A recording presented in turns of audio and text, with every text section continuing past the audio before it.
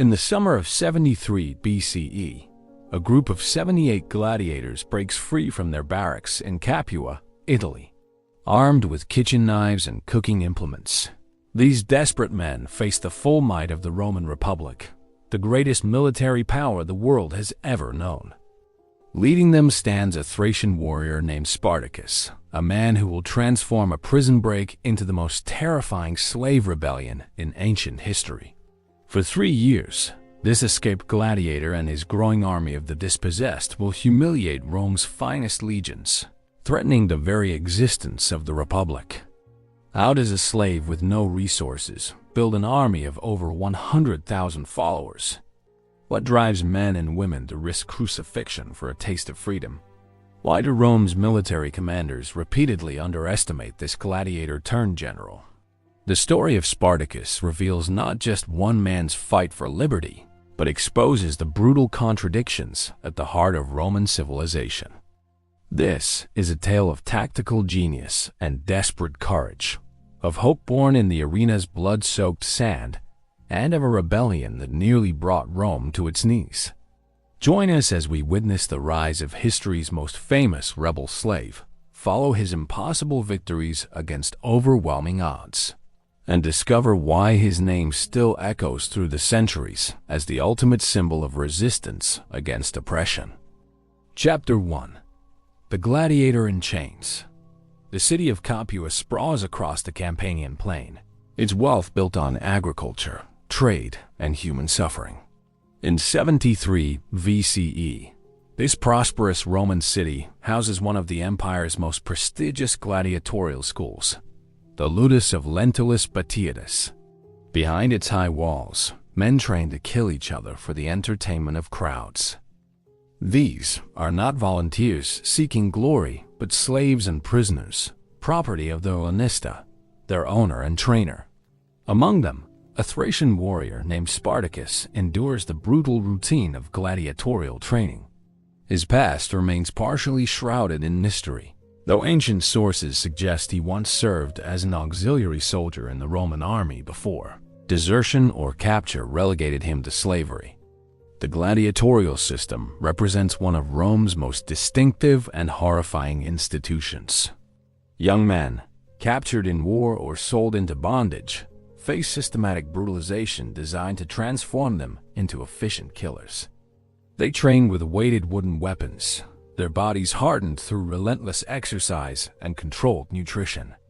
The various gladiatorial types each require specialized skills. The Murmillo fights with sword and large shield. The Retiarius wields net and trident. The Thracian employs a curved blade and small shield.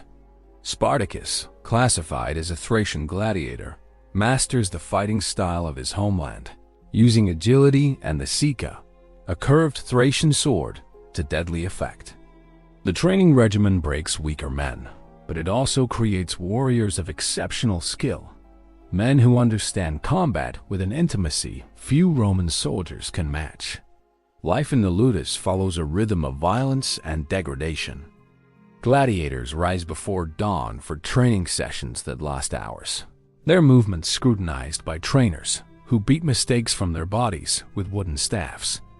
They eat a diet heavy in barley and beans, food designed to build bulk that protects vital organs while adding dramatic effect to wounds that draw blood but avoid immediate death. The Lanista profits from spectacle, not from quick kills. So gladiators learn to make combat last, to give crowds the extended drama they crave. Between training sessions, the men live in cells, shackled at night to prevent escape or rebellion. Some gladiators achieve fame and relative comfort through repeated victories, but most face short, brutal lives ending in the arena sand. Sexual exploitation compounds their suffering, as attractive gladiators become objects of desire for wealthy Romans who can purchase their services. The psychological weight of this existence, the daily confrontation with one's own commodification, creates a pressure that threatens to explode. Spartacus distinguishes himself not just through fighting skill, but through leadership qualities that draw other gladiators to him. Ancient historians describe him as intelligent and cultured, possessing education unusual for a slave. He speaks multiple languages, understanding both his native Thracian and the Latin of his captors. More importantly, he recognizes the systematic nature of their oppression and begins to articulate a vision of collective action. In whispered conversations between training sessions, he plants seeds of rebellion. The gladiators in Batiatus's ludus come from across the Roman world. Gauls from the north, Germans from beyond the Rhine, Thracians from the Balkans, and others from Africa and the eastern provinces. Spartacus understands that their diverse origins matter less than their shared bondage. He forges these disparate men into a conspiracy, carefully recruiting those whose hatred of their condition outweighs their fear of punishment. The conspiracy grows slowly, carefully. Through the spring and summer of 73 BCE, Spartacus and his core group, including fellow Thracians and Gallic gladiators named Crassus and Enamos, plan their escape with the precision learned in combat training. They know the ludus's routine, the positions of guards, the moments of vulnerability in the day's schedule. They stockpile makeshift weapons, hiding kitchen knives and metal implements stolen from the training ground. The plotters face constant danger of discovery, knowing that betrayal means crucifixion, the agonizing death Rome reserves for rebellious slaves. Yet the alternative, continued existence as human property training for death in the arena, provides motivation stronger than fear. The conspirators wait for the perfect moment, when the ludus holds maximum prisoners but minimum guard presence. That moment arrives in the summer heat. Approximately 200 gladiators originally planned to escape together, but betrayal reveals the plot to authorities. Before the alarm can fully spread, Spartacus makes a desperate decision. They move immediately, with whoever remains loyal and ready. 78 men storm the ludus kitchen, seizing cleavers, cooking spits, and knives. They overwhelm the surprise guards, killing some and forcing others to flee. In the confusion, the gladiators burst through the ludus gates into Capua's streets. Roman citizens scatter before these armed, desperate men. The gladiators, realizing they cannot hold the city, run for the countryside. As they flee, they encounter a wagon transporting gladiatorial equipment to the amphitheater. This stroke of fortune provides them with real weapons, swords, spears, and shields meant for arena combat. Now, properly armed, the 78 escaped gladiators face a crucial question. Where can slaves go in a world owned by Rome? Spartacus leads his band toward Mount Vesuvius, the volcanic peak looming over the Bay of Naples.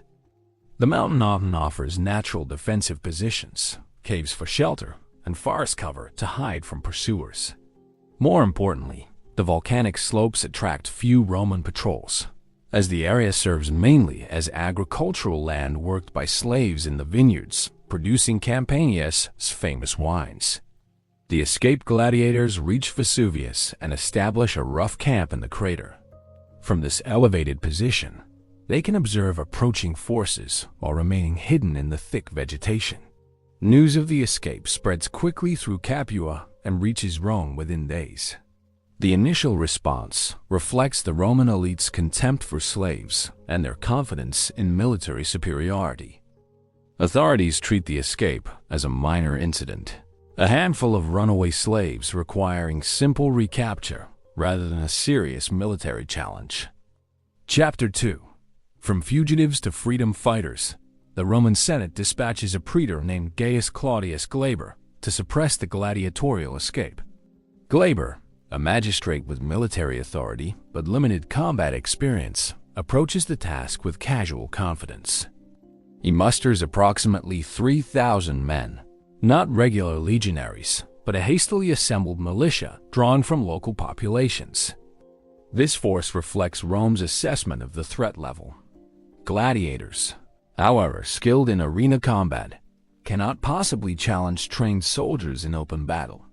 Glaber leads his militia to Mount Vesuvius and establishes positions blocking the only obvious path down from the crater. He believes the fugitives are trapped, cut off from water sources and supply lines, forced to either surrender or die of thirst and starvation on the mountainside.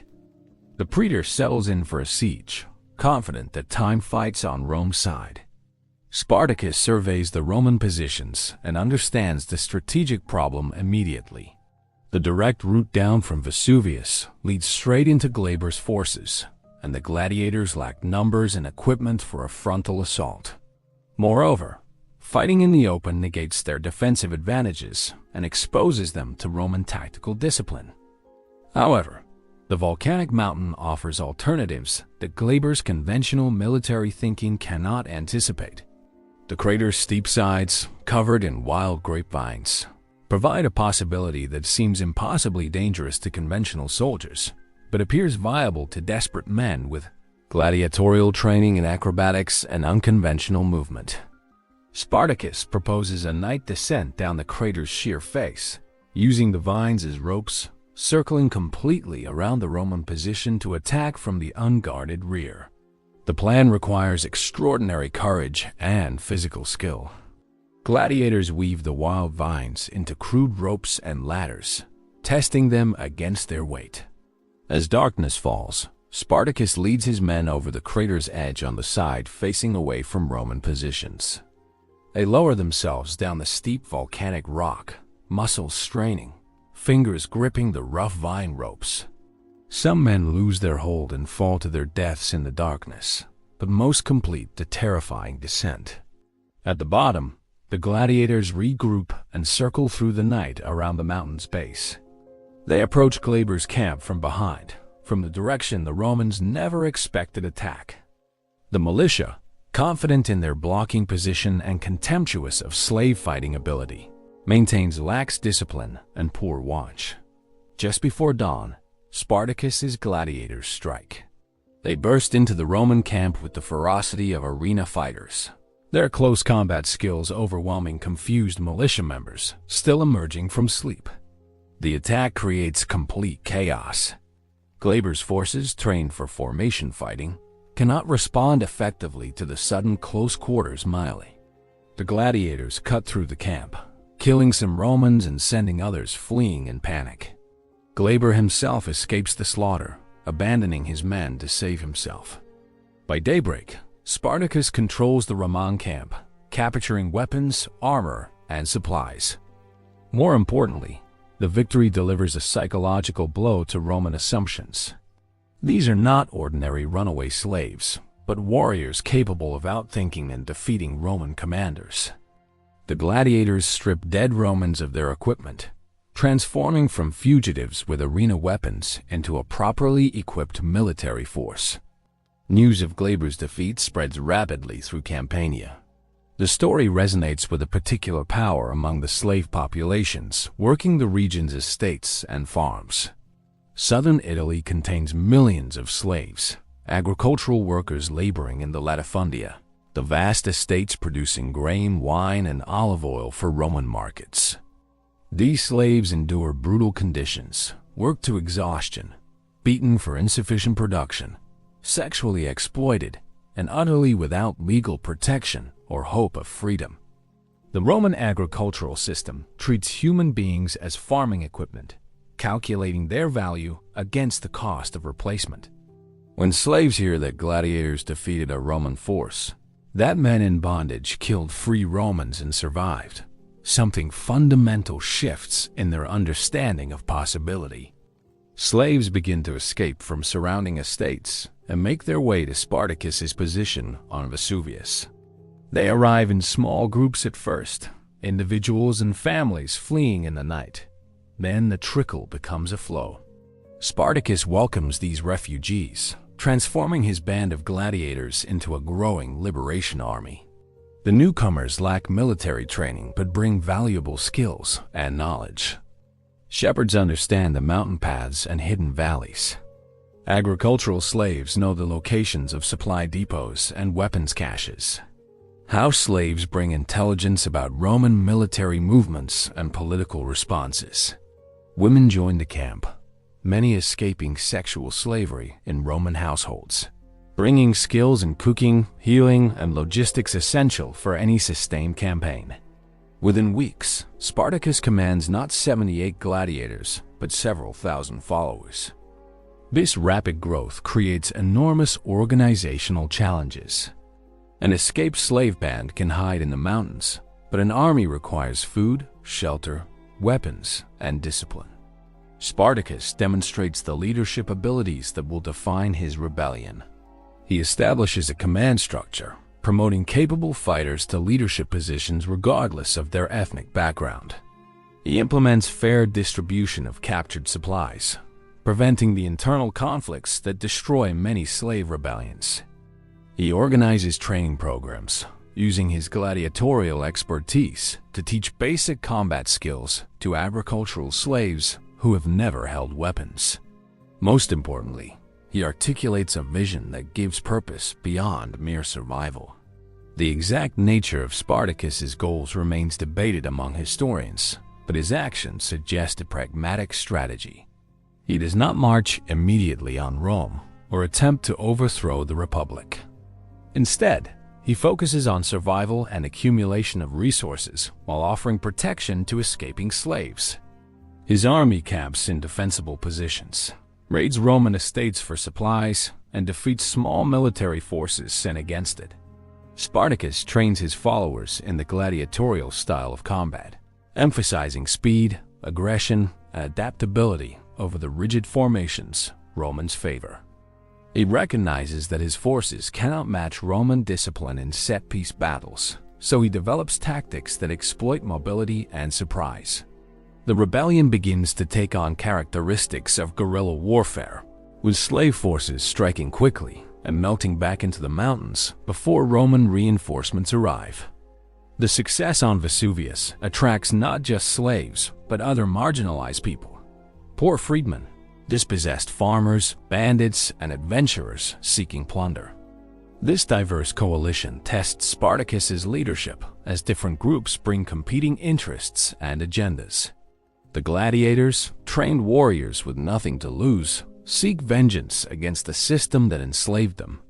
Agricultural slaves hope for freedom to live peacefully beyond Roman reach. Opportunistic plunderers care more for wealth than liberation. Spartacus manages these tensions through force of personality and demonstrated military success. His victories provide the concrete proof that resistance against Rome is possible, and possibility transforms despair into hope. By the end of summer 73 BCE, the escaped gladiator commands an army numbering perhaps 10,000 fighters, controlling a significant portion of Campania's countryside. Chapter 3. Rome's Gathering Storm. The Roman Senate observes the growing rebellion with increasing alarm. What began as a prison break now threatens economic stability across southern Italy. Slave rebellions terrify Roman society in ways that external enemies do not, because slaves exist within Roman society itself, working the fields, serving in households, laboring in workshops. The vast Roman economic system depends on slave labor, and fear of widespread uprising haunts the Roman imagination. Historical memory preserves bitter lessons from earlier slave rebellions. In 135 BCE, Sicily erupted in a massive slave revolt that required years of military campaigns to suppress. The First Servile War, as Romans call it, saw thousands of slaves defeat multiple Roman armies before final brutal suppression. The possibility of another such conflict, particularly in Italy itself rather than a distant province, creates political crisis in Rome. The Senate responds by appointing another praetor, Publius Varinius, to crush the rebellion. Varinius receives authority to raise larger forces and prosecute the campaign with greater resources than Glaber commanded. He assembles an army of approximately 4,000 men, including some regular legionaries alongside militia forces. Varinius understands he faces a more serious challenge than his predecessor, but Roman military culture still cannot fully grasp the nature of their opponent. Roman commanders train for warfare against other organized states, battles fought between formed armies on chosen ground. They study tactics used against the Carthaginians, the Greek kingdoms, the Celtic tribes. They have no doctrine for fighting an insurgency composed of their own slaves, an enemy that refuses to meet them in conventional battle and knows the Italian countryside intimately. Verinius marched into Campania and begins operations against Spartacus's forces. The campaign immediately runs into difficulties. The slave army refuses to stand and fight where Romans hold advantage.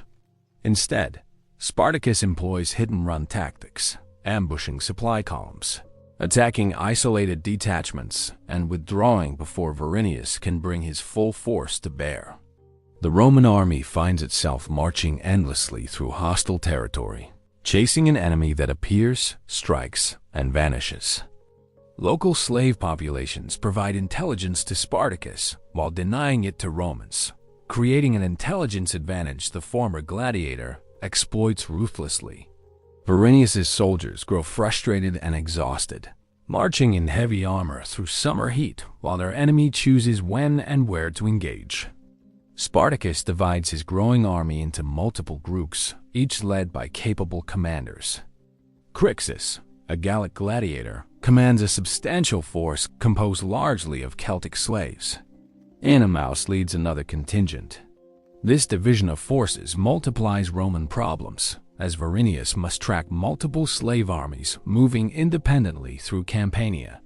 When the praetor pursues one group, others raid Roman estates and supply depots. The rebellion begins to resemble a multi-headed hydra that grows stronger each time Romans think they have cornered it. More slaves escape from surrounding estates to join the rebellion, and the slave armies capture increasing quantities of Roman weapons and supplies. Verinius attempts to trap Spartacus's main force by establishing fortified positions, blocking escape routes. The praetor divides his army, sending his legate Furius with 2,000 men to block one route while he takes the remaining forces to press from another direction. This division of forces provides Spartacus the opportunity he has been waiting for. The former gladiator demonstrates his emerging genius for tactical warfare by turning the tables on his opponent. Instead of being trapped between Roman forces, Spartacus concentrates his army and attacks Furius's smaller detachment with overwhelming numbers. The slave army crashes into the Roman position, and the intensity of their assault breaks Furius's line. The Romans flee, abandoning their camp, weapons, and supplies. Spartacus captures the legate's own horse and equipment, a symbolic humiliation that resonates throughout Italy. Before Verinius can respond to Furius's defeat, Spartacus strikes again. He catches Verinius's lieutenant Cosinius at a bathhouse, nearly capturing the Roman officer who escapes barely clothed. Spartacus then attacks and overruns Cosinius's camp, capturing more weapons and supplies. The slave army now possesses substantial quantities of Roman military equipment: swords, shields, spears, armor, and javelins. Just as importantly, they have captured Roman military standards, the symbols of unit identity and honor. For Romans, loss of military standards represents ultimate disgrace. Spartacus parades these captured standards before his troops, visible symbols that the impossible is becoming real. The psychological impact of these victories reverberates through both slave and free populations. Verinius regroups his scattered forces and pursues Spartacus, determined to restore Roman honor. The two armies finally meet in a pitched battle somewhere in Campania, the exact location lost to history. Spartacus, now commanding an army of perhaps 20,000 fighters equipped with Roman weapons, arranges his forces and accepts battle. The engagement demonstrates how far the escaped slaves have come in military capability. They stand their ground against Roman assault, fighting with the ferocity of men defending their newly won freedom. The battle rages for hours, but eventually, Spartacus's forces break the Roman line. Verinius's army collapses, soldiers throwing down weapons and fleeing. The praetor himself barely escapes with his life, his army shattered and scattered across Campania. The defeat of two praetors and the destruction of their armies sends shockwaves through Rome. The Senate realizes they face not a slave uprising, but a full-scale military crisis. Spartacus now commands what amounts to a liberation army numbering perhaps 30,000 fighters, controlling much of southern Italy. The rebellion threatens Rome's food supply, as slave armies disrupt agricultural production across Campania, the breadbasket of Italy. More terrifying to Romans, the rebellion threatens to inspire copycat uprisings across the empire. Rome's economy and society rest on foundations of slave labor, and if those foundations crack, the entire system faces collapse. The Senate debates emergency measures, argues over responsibility for the disaster, and searches for commanders capable of defeating this gladiator who has humiliated the Republic's military pride. Chapter 4. The Army of Liberation through the autumn and winter of 73 to 72 BCE. Spartacus transforms his band of fugitives into a formidable military force. The slave army numbers between 60 and 70,000 fighters by some estimates, though ancient sources vary wildly on precise figures. What matters more than numbers is the army's evolving organization and capability. Spartacus establishes a command structure that combines elements from various military traditions: Roman discipline, Celtic warrior culture, Thracian tactics, and innovations born from the unique circumstances of a slave army. He promotes officers based on merit and demonstrated ability rather than traditional hierarchies of birth and status. Gladiators form the elite corps, their arena training making them superior individual fighters. Around this corps, Spartacus organizes the mass of escaped agricultural slaves into units based on their ethnic origins and languages. The army's composition reflects the diversity of Roman slavery. Gauls and Germans from the northern provinces fight alongside Thracians from the Balkans. Greek-speaking slaves from the eastern Mediterranean serve with Iberians from Spain and Africans from Rome's southern territories. This diversity creates communication challenges, but also brings tactical advantages. Different groups contribute their traditional fighting styles: the Gauls with their furious charges, the Germans with their disciplined shield walls, the Thracians with their light cavalry tactics. Spartacus synthesizes these elements, creating a hybrid military system that confuses Roman commanders expecting conventional warfare. He emphasizes mobility and flexibility, training his forces to move quickly and strike unexpectedly, rather than relying on the rigid formations that characterize Roman tactics. The slave army develops its own logistics system, necessarily different from standard military practice. They cannot rely on supply lines or established depots like Roman armies.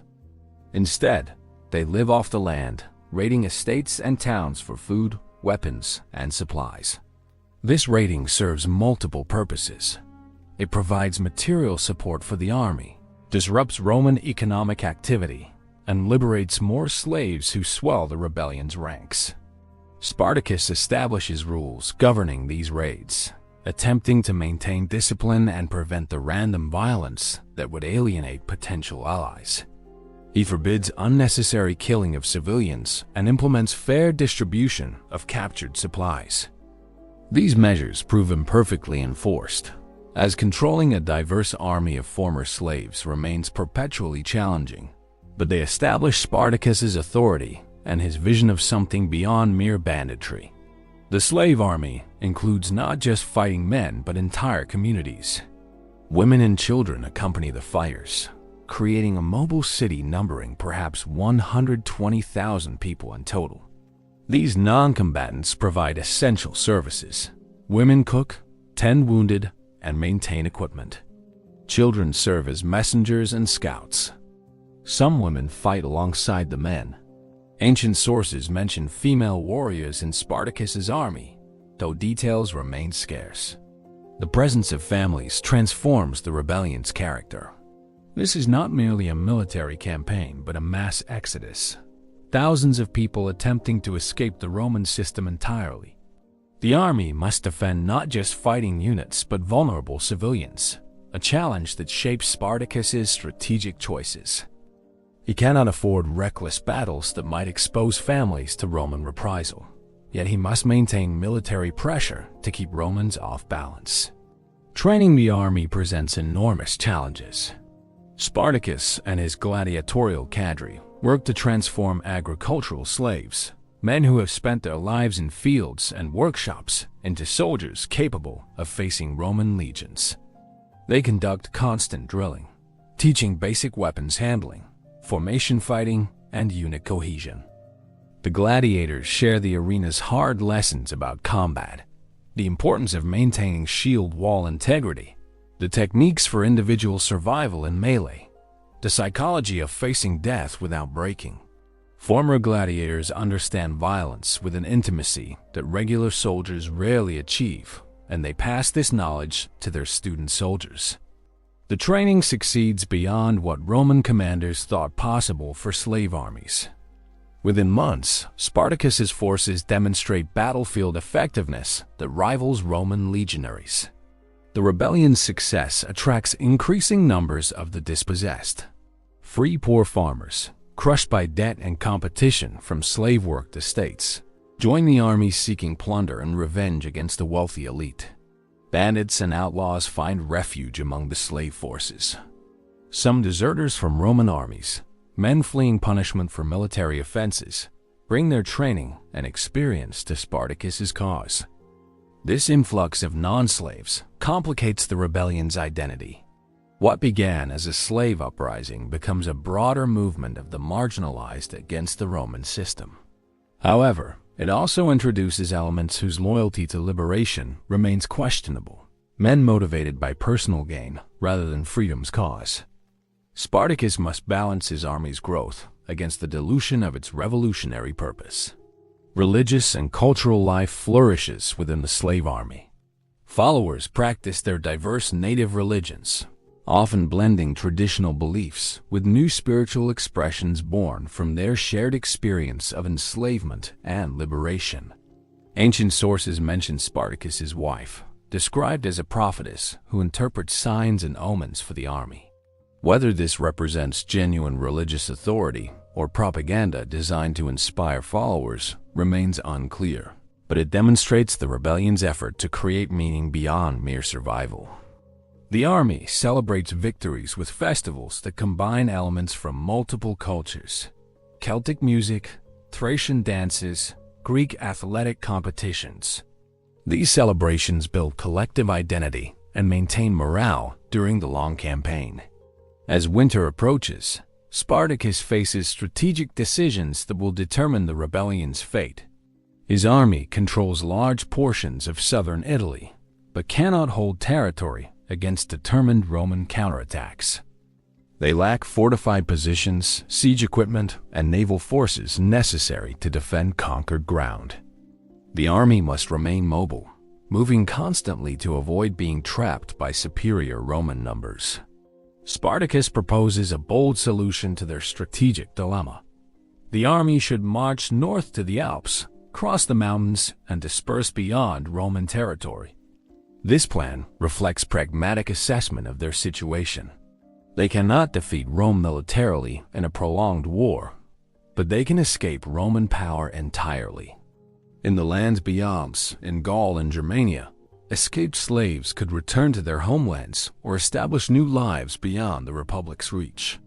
This represents a revolutionary goal, not reforming the Roman system but escaping it entirely, creating freedom through exodus rather than victory.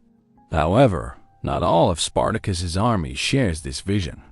Many fighters, particularly those without homelands to return to, or those attracted by the rebellion's success, prefer to remain in Italy, continuing to raid and plunder Roman wealth. Crassus, commanding a large contingent of Gallic fighters, argues for staying in southern Italy where the army is proven successful. This disagreement reveals fundamental tensions within the rebellion.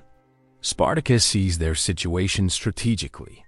They are winning battles but cannot win the war, and survival requires escape while they maintain the initiative. Others see immediate success and abundant plunder, questioning why they should abandon rich territory for uncertain futures in distant lands. The debate over strategy reflects deeper questions about the rebellion's purpose, Is this a fight for freedom or for vengeance? A temporary uprising or an attempt to create lasting alternative to Roman power? Chapter 5. The Republic's response. Rome in 72 BCE teeters on the edge of political crisis. The Spartacus rebellion combines with other threats to create a perfect storm of instability. In Spain, the renegade Roman general Quintus Sertorius wages a successful insurgency against the Republic, having created an alternative Roman state that challenges the Senate's authority. In the east, King Mithridates of Pontus threatens Roman territories in Asia Minor, his armies defeating Roman forces and massacring Italian merchants. Pirates infest the Mediterranean, disrupting trade routes and even raiding coastal Italian towns. Now, in Italy itself, escaped slaves have defeated multiple Roman armies and control significant territory. The accumulated crises stretch Roman military resources to breaking point and expose the Republic's internal weaknesses. The Senate debates frantically over how to respond to the slave rebellion. Conservative senators demand brutal suppression and mass crucifixion to terrorize the slave population into submission. Others argue for more measured responses, fearing that excessive violence might spark broader uprisings. Political factions maneuver to assign blame for the disaster and position themselves for advantage. The consuls of 72 BCE, Lucius Gellius Publicola and Gnaeus Cornelius Lentulus Clodianus, receive command of operations against Spartacus. These are capable if unexceptional commanders, career politicians who have held the consulship more for their political connections than military genius. They raised 2 full consular armies, approximately 4 legions totaling perhaps 20,000 men, supported by auxiliary forces and cavalry. The Roman military machine, when fully engaged, represents the most powerful force in the Mediterranean world. Roman legions have conquered Carthage, defeated the Greek kingdoms, and subjugated Gaul. Their success rests in systematic organization, rigorous training, and iron discipline. A Roman legion comprises roughly 6,000 heavy infantrymen, organized into tactical units called maniples and later cohorts. Legionaries drill constantly in formation fighting, learning to work as a coordinated team rather than individual warriors. They carry standardized equipment: the gladius short sword for close combat, the pilum javelin for throwing body armor, and the distinctive rectangular shield.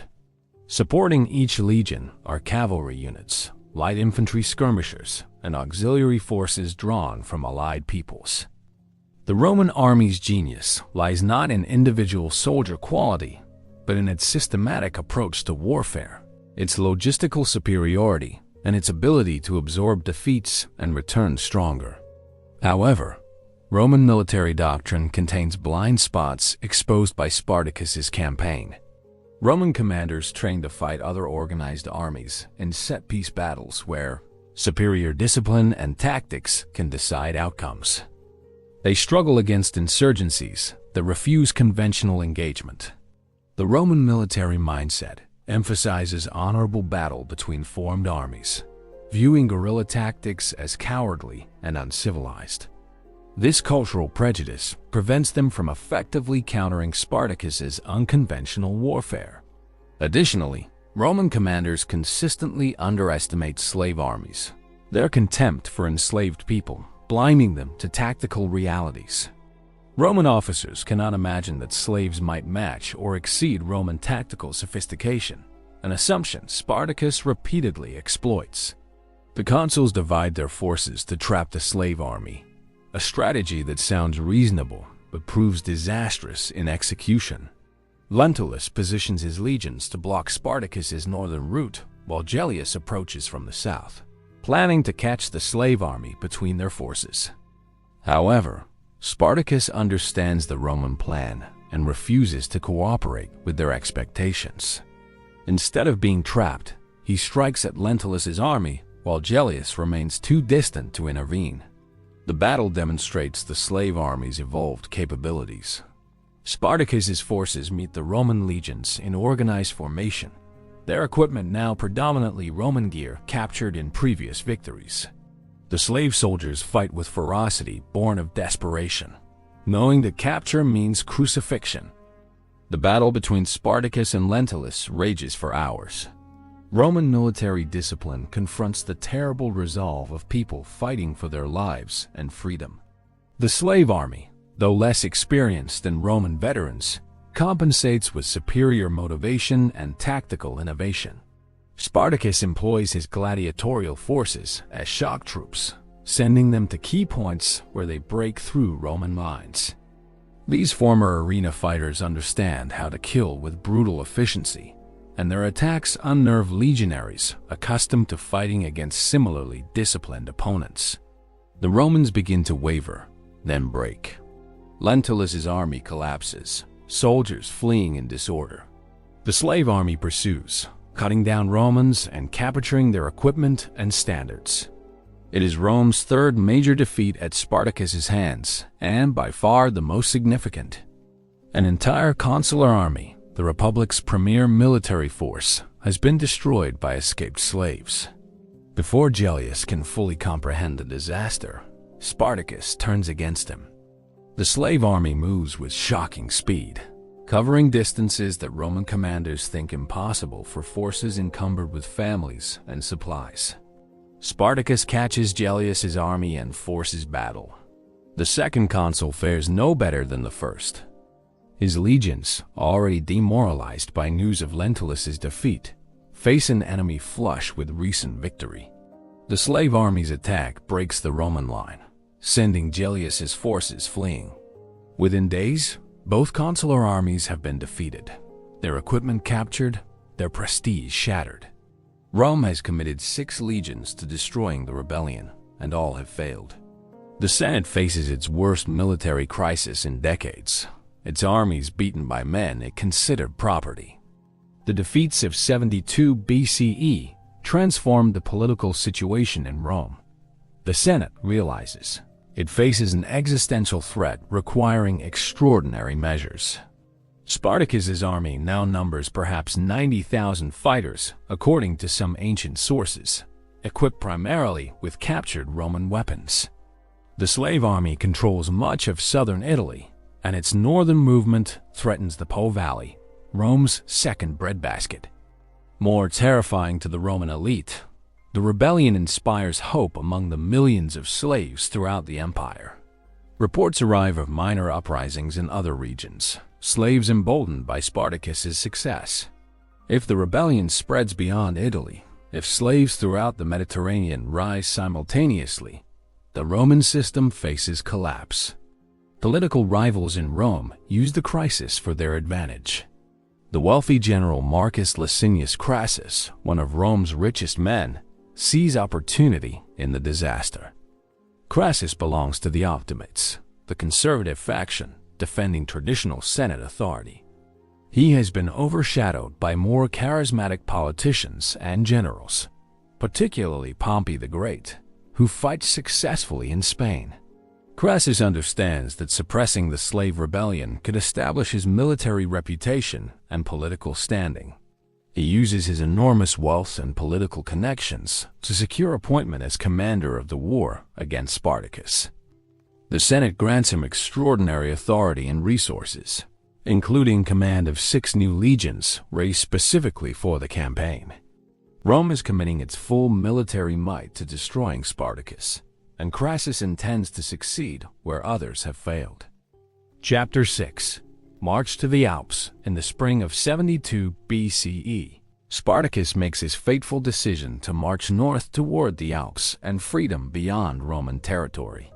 This strategic move reflects his understanding that the rebellion, despite its military successes, cannot sustain itself indefinitely in Italy. Every victory attracts more followers, but also stretches the army's resources and increases the inevitable Roman response. Spartacus recognizes that Rome will never negotiate or grant freedom to rebel slaves. The only path to survival runs through the mountains to lands beyond Roman control. He begins moving his massive army northward through the Italian peninsula, a migration of over 100,000 people seeking escape from the world's greatest empire. The march transforms central Italy. The slave army moves as a mobile city, fighters protecting civilians, scouts ranging ahead to identify threats and opportunities. They follow the Appian Way and other Roman roads, the very infrastructure built to facilitate Roman control, now serving the rebellion. As they march, the army raids estates and towns for supplies, liberation of more slaves, and wealth that sustains their movement. The slave army's passage terrifies free Italians. Towns close their gates and hire guards. Wealthy estate owners flee to Rome or fortified cities. The countryside empties before the advancing host. However, Spartacus maintains discipline in his forces, avoiding wholesale slaughter and attempting to distinguish between ordinary Italians and the elite slaveholding class. Not all of Spartacus's army shares his vision of escape. Crassus and his Gallic contingent, numbering perhaps 30,000 fighters, split from the main force. Ancient sources suggest Crassus prefers to remain in Italy, continuing the rebellion and plunder rather than abandoning conquered territory. This division weakens both forces, splitting the slave army in two. The exact reasons for the split remain debated by historians. Personality conflicts between Spartacus and Crassus certainly play a role, as do differing strategic visions and ethnic tensions between Thracians and Gauls. Some scholars suggest more complex political dynamics, with Crassus representing fighters whose hatred of Rome outweighs practical considerations of survival. Regardless of motivation, the division proves disastrous for Crassus's forces. The consul Gellius, regrouping after his earlier defeat and reinforced with fresh troops, tracks Crassus's army. The Gauls continue at settle in the region of Mount Garganus in Apulia, establishing camp and raiding the surrounding countryside. Gellius seizes the opportunity, attacking with overwhelming force, while Crassus's army lacks the support of Spartacus's main contingent. The battle becomes a slaughter. Roman legions surround the Gallic forces and methodically destroy them. Crassus himself falls in the fighting, along with perhaps two-thirds of his army. The Romans claim to have killed 20,000 rebel slaves, though ancient sources often exaggerate casualty figures. Survivors scatter into the countryside, some eventually rejoining Spartacus, while others face recapture and crucifixion. Crassus's death removes one of the rebellion's most charismatic leaders and eliminates a substantial portion of its fighting strength. News of Crassus's defeat reaches Spartacus as he continues northward. The Thracian commander responds with a gesture that reveals both his tactical sophistication and his understanding of morale's importance. He organizes funeral games in Crassus's honor, forcing captured Roman prisoners to fight as gladiators. This inversion of Roman practice carries powerful symbolism. Romans, who once watched slaves die for entertainment, now die as entertainment for liberated slaves. The spectacle honors Crassus while demonstrating that the rebellion has overturned traditional power relationships. Spartacus uses approximately 300 Roman prisoners in these games, a number that corresponds to standard gladiatorial contests in Roman cities. The funeral game serves psychological purposes, maintaining his army's morale after the loss of so many comrades and reminding followers why they fight. Spartacus continues his march toward the Alps, his army now reduced but still formidable. He defeats another Roman force under the command of the governor of Cisalpine Gaul, Gaius Cassius Longinus, who attempts to block the northern route. The governor's forces prove no more effective than the consular armies before them. Spartacus's tactical brilliance continues to confound Roman commanders. He uses terrain expertly, choosing battlegrounds that negate Roman advantages in discipline and formation. His forces employ ambush tactics, feigned retreats, and rapid flanking maneuvers that disrupt Roman battle plans. The victory over Cassius opens the route to the Alps, and by early summer of 72 BCE, Spartacus's army reaches the foothills of the mountain range that marks the boundary between Roman Italy and the territories beyond. At this moment of apparent triumph, with freedom within reach, Spartacus makes a decision that historians have debated for 2 millennia. Instead of crossing the Alps and escaping Roman territory, he turns his army around and marched back south into Italy. Ancient sources provide no clear explanation for this pivotal choice. Some historians suggest that Spartacus's followers refused to leave Italy, preferring familiar territory and continued plunder to uncertain futures in distant lands. Others propose that Spartacus recognizes his army would fragment once beyond the Alps, with different ethnic groups dispersing to their homelands, leaving vulnerable individuals to face local hostility without collective protection. Some scholars argue that Spartacus intends to march to Sicily, where he might secure ships to transport his followers beyond Roman reach, or establish a liberated zone on the island where earlier slave rebellions had found temporary success. The decision to turn south transforms the rebellion's character from a mass escape attempt into a prolonged military campaign. Spartacus may believe that his string of victories has demonstrated Rome's vulnerability, that continued pressure might force the Senate to negotiate some form of settlement. Perhaps he envisions creating a permanent free zone in southern Italy, a sanctuary for escaped slaves beyond effective Roman control.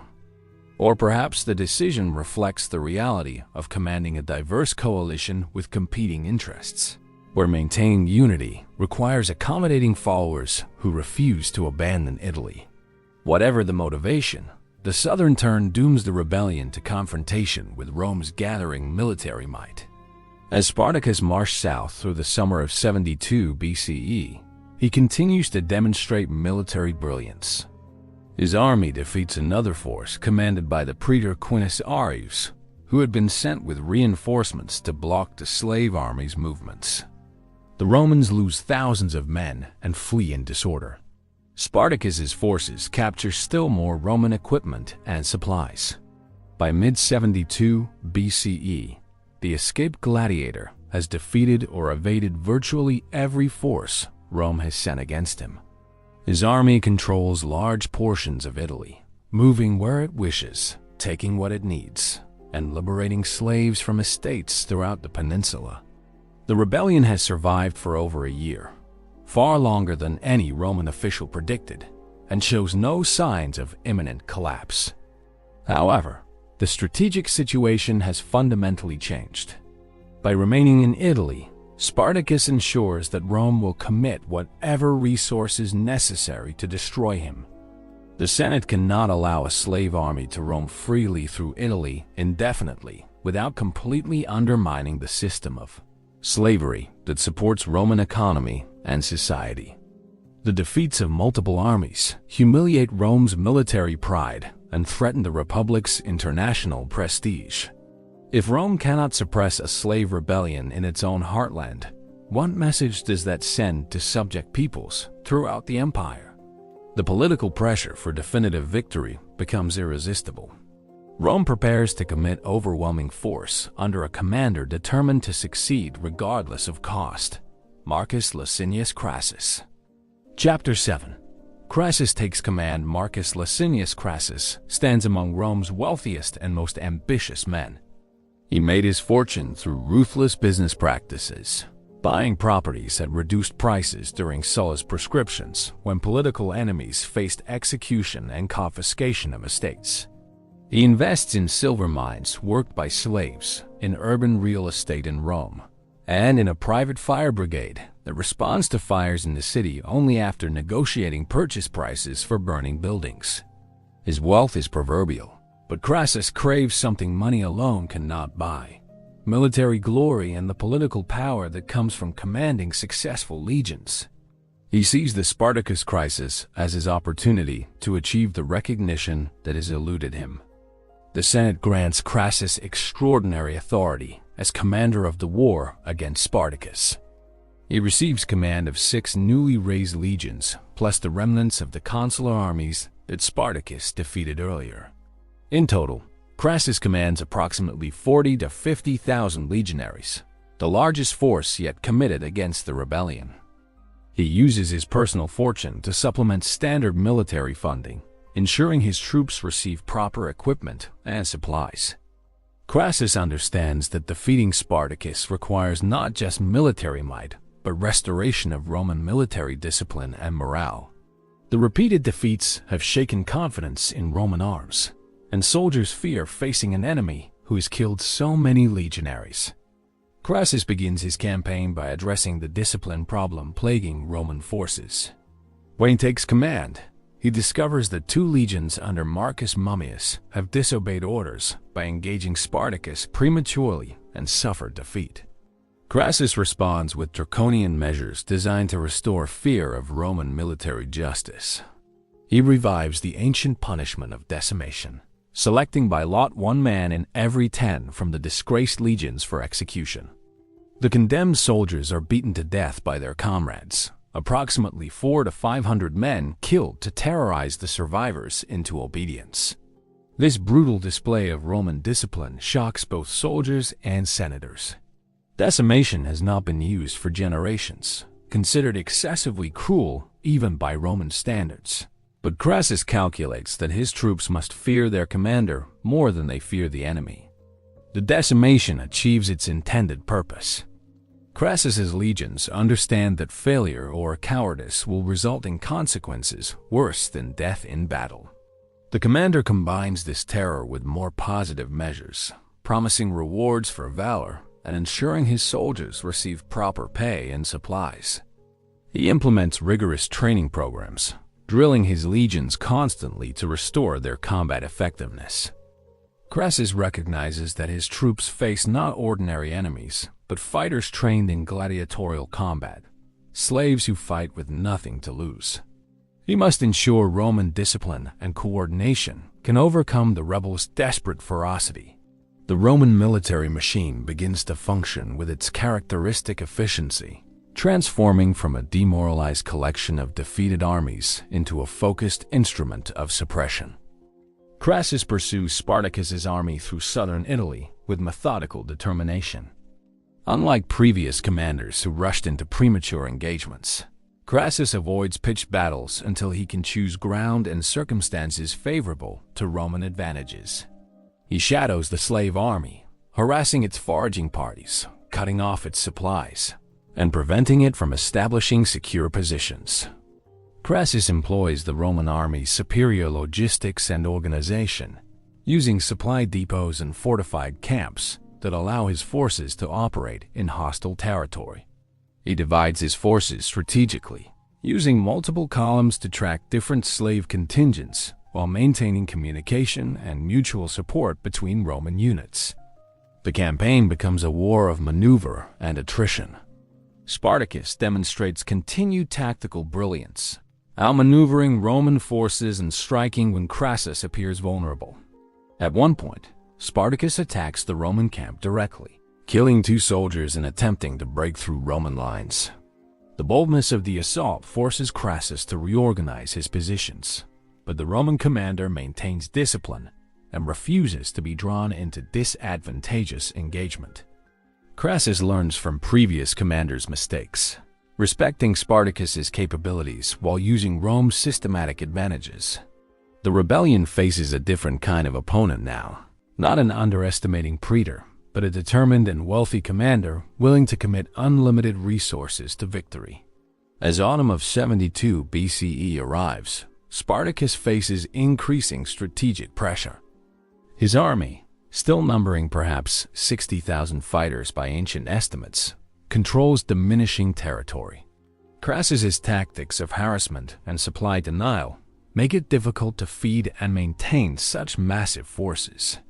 The slave army must constantly move to find supplies, preventing them from establishing defensive positions or resting. More concerning, Spartacus learns that the Senate has recalled Pompey from Spain and Marcus Lucullus from Macedonia, bringing their veteran legions to Italy to assist in suppressing the rebellion. If these additional forces arrive, the slave army will face perhaps 100,000 Roman soldiers, overwhelming numerical superiority that even Spartacus's tactical genius cannot overcome. Spartacus makes another crucial strategic decision. He will march to the southern tip of Italy and attempt to cross to Sicily. The island had been the site of earlier massive slave rebellions and still contains large slave populations that might support a renewed uprising. Sicily offers the possibility of establishing a secure base beyond easy Roman reach, protected by the sea and defendable against Roman armies. To cross the strait, Spartacus negotiates with Cilician pirates who control much of the Mediterranean shipping. These pirates, themselves enemies of Rome, agreed to transport the slave army to Sicily in exchange for payment. Spartacus provides the agreed-upon treasure, and his army marched to the southern coast of Bruttium, modern Calabria, the toe of Italy's boot. At Rhegium, facing Sicily across the narrow strait, Spartacus's hopes for escape collapse. The pirates betray him, taking his payment but never returning with ships. Whether Roman bribes purchase this betrayal, or the pirates simply take the money without intending to fulfill their bargain, remains unknown. Regardless, the slave army finds itself trapped at Italy's southern tip, with Crassus' legions approaching from the north. Spartacus has led his followers into a strategic dead end, the sea blocking escape and Roman forces closing from behind. Crassus recognizes the opportunity and moves to exploit it ruthlessly. The stage is set for the campaign's decisive phase, where Rome's systematic military power will confront the rebellion's desperate resistance. Chapter 8. The Siege of Bruttium. Crassus arrives in southern Italy and immediately begins constructing one of the most ambitious military engineering projects in Roman history.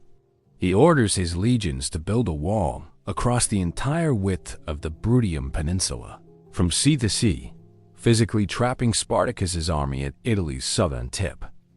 The wall, stretching approximately 55 kilometers across the narrowest point of the peninsula, consists of a deep ditch backed by earthwork ramparts topped with wooden palisades.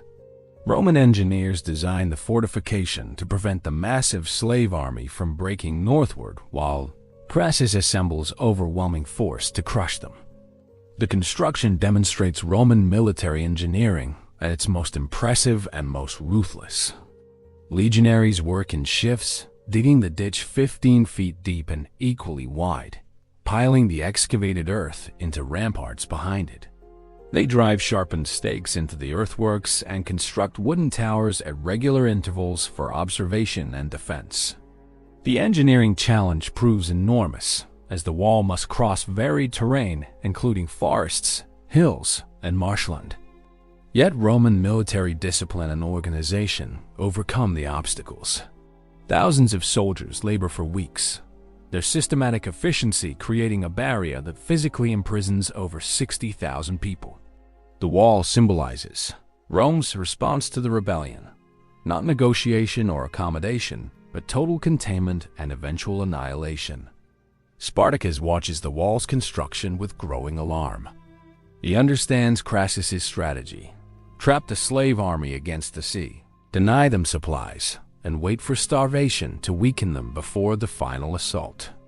The Bruttium Peninsula's resources cannot sustain such massive numbers indefinitely. The slave army begins to suffer from shortage of food, and winter weather compounds their misery. Spartacus must break through the wall or watch his followers slowly starve. He organizes raids against Roman positions, probing for weaknesses in the defensive line. His forces attack at multiple points, attempting to overwhelm isolated sections of the wall. But Crassus has positioned his legions to rapidly reinforce threatened sectors. The Romans throw back these attacks, killing hundreds of rebels in the fighting. As winter deepens, conditions in the trapped slave army deteriorate rapidly. Food supplies dwindle to starvation levels. Disease spreads through the crowded camps, killing hundreds daily. Morale collapses as people realize their desperate situation. Spartacus faces not just military crisis, but humanitarian catastrophe. Tens of thousands of civilians, the women and children who have followed the army throughout its campaigns, now face death by starvation or Roman violence. The former gladiator must attempt a desperate gamble to save his followers. He waits for a night of winter storms when Roman visibility is limited and guards might be less vigilant. On a night of driving snow and freezing winds, Spartacus launches his breakout attempt. He chooses a section of wall that seems less heavily defended and masses his forces for a concentrated assault. The slaves fill portions of the ditch with earth, branches, and even the bodies of dead animals and prisoners, creating crude bridges across the obstacle. Under cover of darkness and storm, thousands of rebel fighters surge forward, scrambling across the makeshift crossings and scaling the earthwork ramparts. They overwhelm the Roman guards at that section before reinforcements can arrive in strength. Spartacus pushes his entire army through the breach, a desperate flood of humanity escaping the trap. The breakout succeeds, but at terrible cost. Thousands die in the crossing, cut down by Roman defenders or trampled in the chaos. The slave army emerges from Bruttium, depleted and exhausted, having lost perhaps a third of its strength to starvation, disease, and the breakout battle. Yet they remain alive and free, having once again escaped what seemed like certain doom. Spartacus leads his forces northward, seeking more defensible terrain and opportunities to resupply. The escape demonstrates the rebellion's continued resilience, but also exposes its deteriorating strategic position. Every victory comes at higher cost, and the options for maneuver steadily narrow. Crassus, initially furious at the breach in his wall, quickly reorganizes his forces for pursuit. The Roman commander now commands additional legions as reinforcements arrive from other theaters. The Senate has made destroying Spartacus its absolute priority, committing resources without limit. Crassus receives intelligence that Pompey the Great has concluded his campaign in Spain and is returning to Italy with his veteran legions. The ambitious commander understands that if Pompey arrives before Spartacus is defeated, Pompey will claim credit for ending the rebellion. Crassus has invested enormous personal wealth and political capital in this campaign. He must crush the rebellion quickly, before his rival can steal the glory. The chase northward resumes with increased intensity. Crassus's legions pursue relentlessly, allowing Spartacus's exhausted army no rest. Roman cavalry harasses the slave forces constantly, attacking foraging parties and stragglers. The slaves, slowed by civilians and depleted by months of siege, cannot maintain the rapid movement that previously kept them ahead of Roman forces. Crassus employs multiple columns, attempting to surround the rebel army and force a decisive battle. Spartacus recognizes that his strategic options have run out. He cannot escape Italy now with Crassus blocking his path and Pompey approaching from the north. He cannot establish a secure base with overwhelming Roman forces hunting him. He can only fight, trying to inflict such terrible casualties that Rome might reconsider its determination to exterminate the rebellion. Internal tensions plague the slave army as their situation becomes increasingly desperate. A substantial contingent, perhaps 12,000 fighters led by commanders named Gannicus and Castus, splits from Spartacus's main force. The reasons for this final division remain unclear in ancient sources. Some scholars suggest disagreements over strategy, with Gannicus and Castus preferring to continue mobile warfare while Spartacus prepares for a final stand. Others propose that ethnic tensions and competition for leadership finally fracture the coalition. Regardless of cause, the division further weakens the rebellion at the moment it can least afford division. Crassus immediately attacks the separated force, surrounding them and destroying them in a brutal battle. The Romans claim to have killed all 12,000, though surviving ancient accounts tend toward exaggeration. The massacre eliminates another substantial portion of the rebellion's strength. Chapter 9. The final battle in the spring of 71 BCE. Spartacus and his remaining forces face the inevitable final confrontation. The slave army, reduced to perhaps 30 to 40,000 fighters, camps in Lucania in southern Italy. Crassus approaches with approximately 8 full legions, nearly 50,000 legionaries, plus auxiliary forces and cavalry. The Romans have complete numerical superiority, superior equipment, and the discipline of professional soldiers. Spartacus knows that victory in conventional battle is impossible, yet he cannot avoid engagement. His people are exhausted, starving, and surrounded. Flight will only delay the end. The former gladiator decides to offer battle, hoping that one final demonstration of courage might somehow change their fate or at least ensure they die fighting rather than on Roman crosses. Ancient sources preserve various accounts of Spartacus's behavior before the battle, though their reliability remains questionable.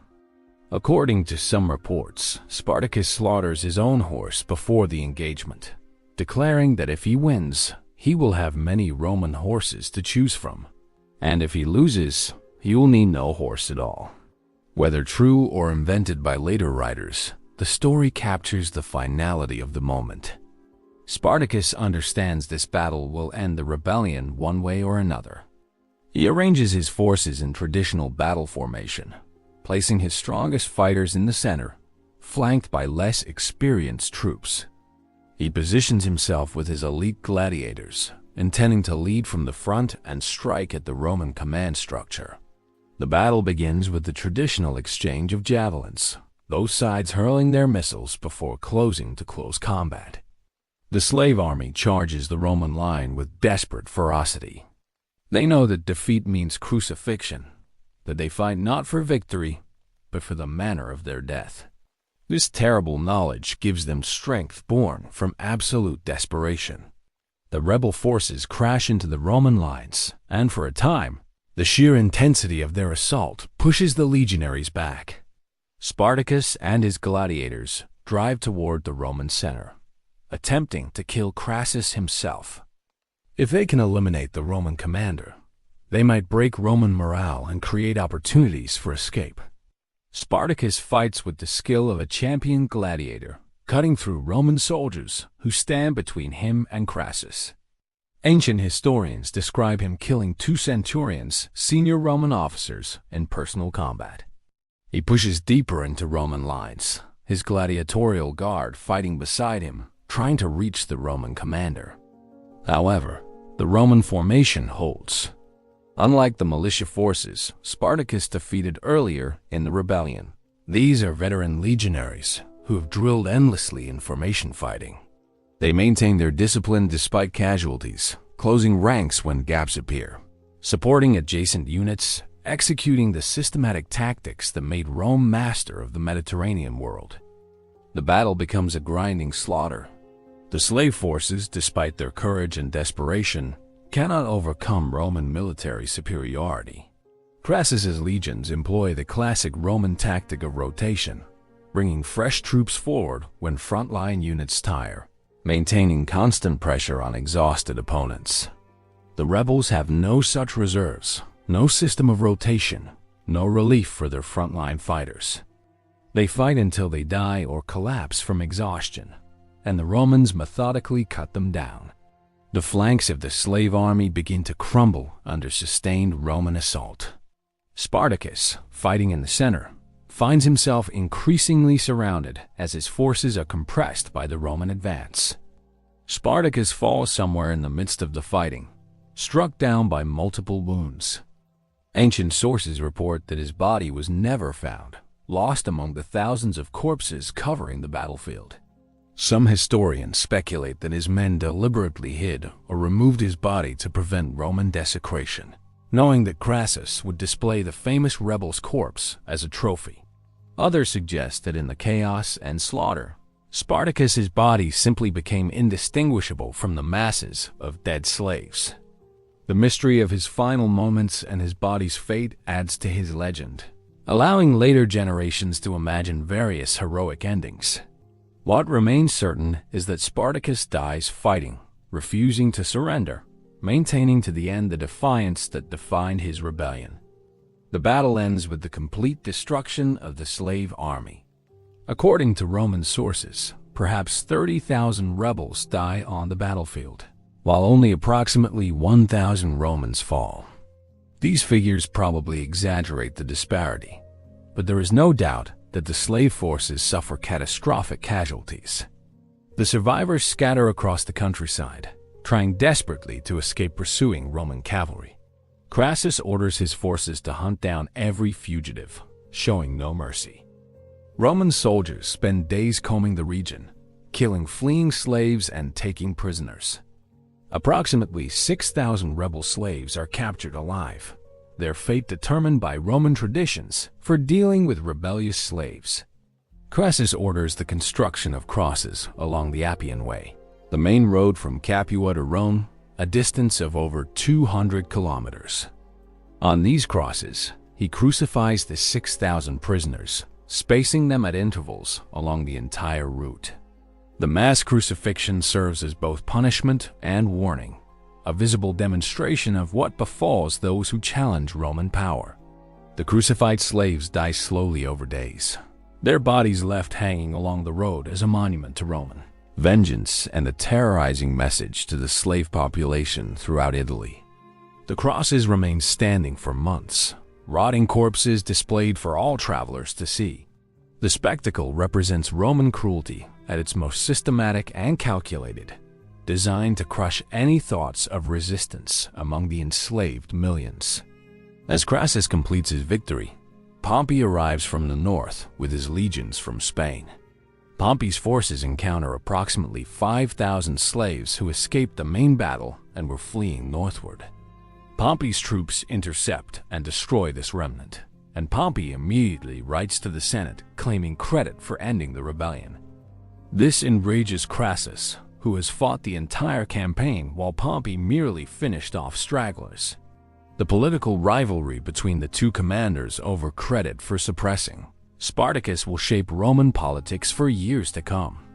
However, both men receive triumphs, the greatest honor Rome can bestow on its generals, though Crassus's triumph celebrates victory over slaves rather than foreign enemies, a distinction that diminishes his achievement in Roman eyes. Chapter 10. The Rebellion's Aftermath. The immediate aftermath of Spartacus's defeat brings systematic Roman vengeance across Italy. Crassus's legions scour the countryside, hunting escaped rebels who evaded the final battle. They execute thousands more slaves suspected of having joined or supported the rebellion. Roman soldiers raid communities throughout southern Italy, looking for fugitives and punishing anyone who might have aided the rebels. The crucifixions continue beyond the 6,000 along the Appian Way, as Romans nail rebels to crosses in towns and estates across the affected regions. The suppression campaign aims to eliminate every trace of resistance and terrorize the slave population into permanent submission. Estate owners whose slaves joined the rebellion face economic losses. Thousands of agricultural workers died in the fighting or execution, creating labor shortages that threaten agricultural production. The Roman economy depends on slave labor for its great estates, and the rebellion has depleted this essential resource. Wealthy Romans must purchase replacement slaves from markets across the Mediterranean, driving up prices. Some historians estimate that the rebellion killed or displaced over 100,000 slaves, a significant portion of Italy's enslaved workforce. The economic impact of these losses affects Roman agriculture for years, contributing to changes in how estates are managed and slaves are controlled. The Roman Senate debates reforms to prevent future rebellions. Conservative senators argue for stricter control measures, including limitations on slave numbers in cities, regulations requiring slave owners to maintain better supervision, and policies discouraging the concentration of slaves from single ethnic groups who might organize collectively. However, the fundamental economics of Roman society make meaningful reform impossible. The entire Roman system, from great estates to urban workshops to household servants, depends on slave labor. The wealthy elite who control the Senate profit directly from slavery and have no intention of undermining their own economic interests. Any reforms remain cosmetic, aimed at preventing particular circumstances that enabled Spartacus' rebellion rather than addressing the systematic brutality that made rebellion inevitable. The military lessons from the war against Spartacus influence Roman military thinking. Commanders recognized that underestimating opponents, even supposedly inferior enemies like slaves, leads to disaster. The rebellion exposed weaknesses in Roman tactical doctrine when facing unconventional warfare. Future Roman commanders show more respect for insurgent-style tactics and devote more attention to counterinsurgency strategies. The war also demonstrates the effectiveness of systematic suppression over rapid, decisive battles. Crassus's success came through patient attrition and strategic containment rather than battlefield brilliance, lessons applicable to future Roman campaigns against mobile enemies.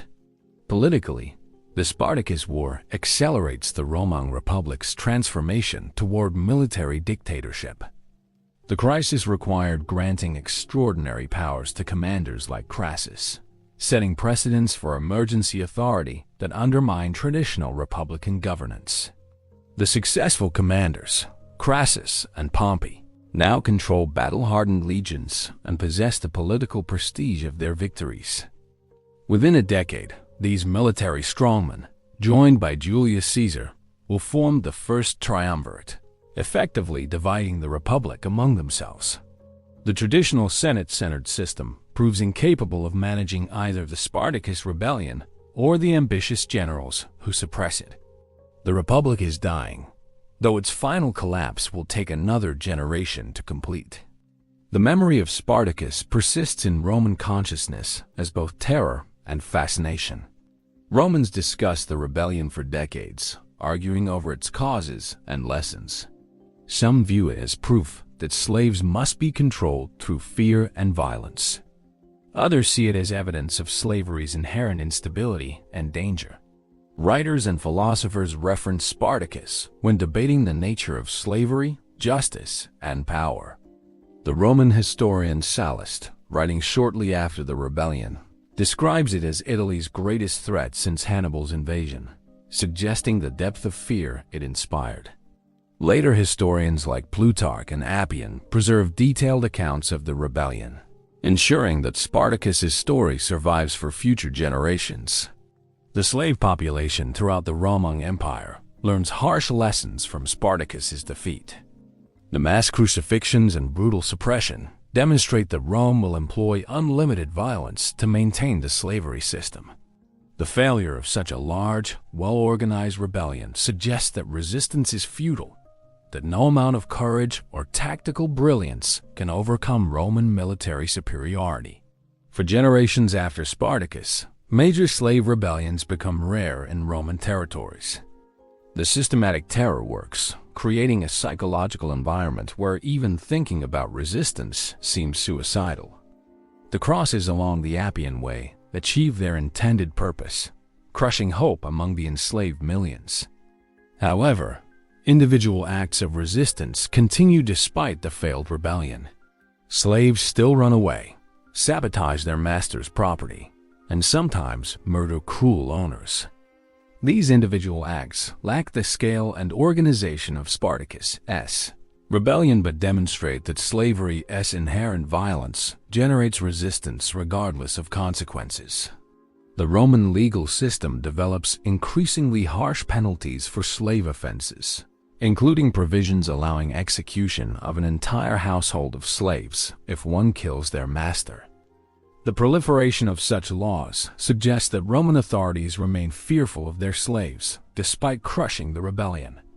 The cultural impact of the Spartacus rebellion extends beyond political and military spheres. The story enters Roman literature, theater, and historical memory as a narrative of courage against impossible odds. While Romans officially condemn Spartacus as a criminal and enemy, they cannot help but admire his tactical genius and warrior qualities. The rebellion demonstrates that slaves, when organized and led effectively, can fight as well as free soldiers, a recognition that complicates Roman justifications for slavery based on supposed inferiority of enslaved peoples. This cognitive dissonance between admiration for Spartacus' abilities and commitment to slavery's necessity reflects deeper contradictions in Roman society. Chapter 11. Legacy across the centuries, the 2,000 years since. Spartacus' death have transformed him from defeated rebel to universal symbol of resistance against oppression. This evolution of his image reflects changing historical contexts and political needs of societies that remember him. The Romans themselves, while officially condemning him, could not entirely suppress fascination with his story. Ancient historians preserve detailed accounts of his campaigns, describing his tactical innovations and personal qualities with grudging respect.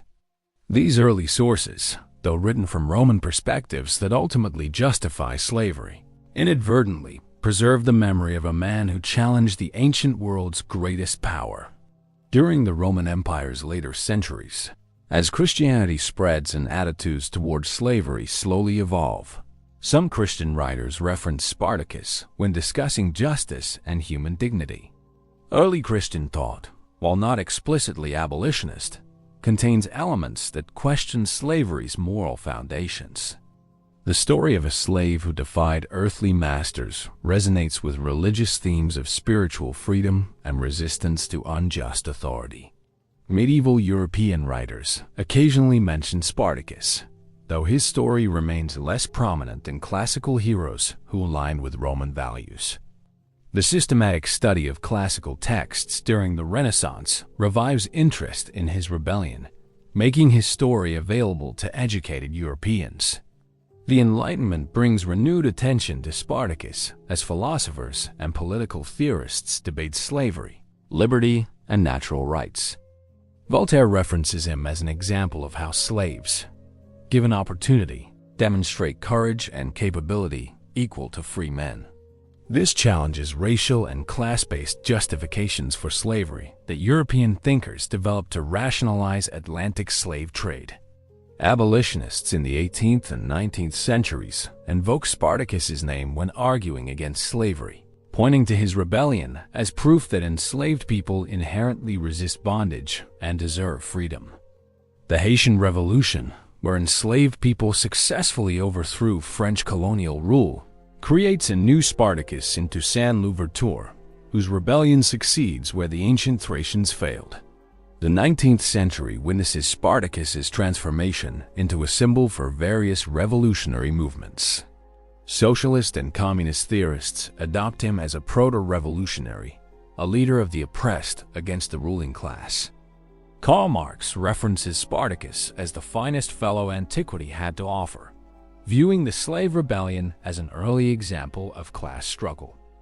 This interpretation reimagines Spartacus as not merely fighting for personal freedom, but challenging the entire Roman economic and social system.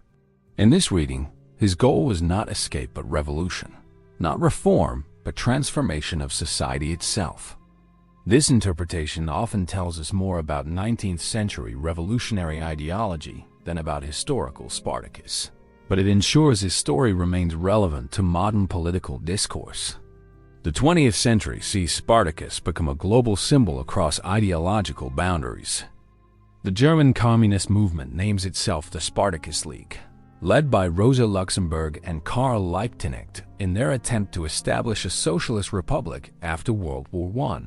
There, suppression and execution by right-wing paramilitaries creates modern martyrs connected to Spartacus's ancient struggle. Soviet communists embraced Spartacus as a hero of the working class, producing novels, plays, and eventually a ballet celebrating his rebellion. The Soviet interpretation emphasizes his role as revolutionary leader, downplaying aspects of his story that might suggest he merely wanted escape rather than system transformation. Popular culture discovers Spartacus in the 20th century, bringing his story to mass audiences worldwide. Howard Fast's novel Spartacus, written while the author was imprisoned for refusing to cooperate with McCarthyist investigations, provides the basis for Stanley Kubrick's epic 1960 film. The movie, starring Kirk Douglas, transforms Spartacus into an icon of freedom struggle. The famous scene where captured slaves proclaim, "I am Spartacus," to protect their leader becomes one of cinema's most powerful moments, symbolizing solidarity and collective resistance. The film's screenplay, written by blacklisted writer Dalton Trumbo, carries clear parallels to contemporary civil rights struggles and resistance to political repression. Modern historians approach Spartacus with more nuanced understanding, attempting to separate legend from historical fact. Archaeological evidence remains limited, as the rebellion left few physical traces and Romans systematically destroyed monuments that might commemorate slave resistance. Ancient literary sources provide our primary information, but these texts reflect Roman perspectives and often contain propaganda, exaggerations, and gaps. Historians debate fundamental questions. What were Spartacus's actual goals? Did he envision systemic change or simply personal freedom? How much of our image reflects who he actually was versus what later generations needed him to be? These questions may never find definitive answers, but the scholarly debate ensures continued engagement with his story. The comparison between Spartacus and other historical liberation movements illuminates both universal patterns of resistance and unique aspects of different struggles.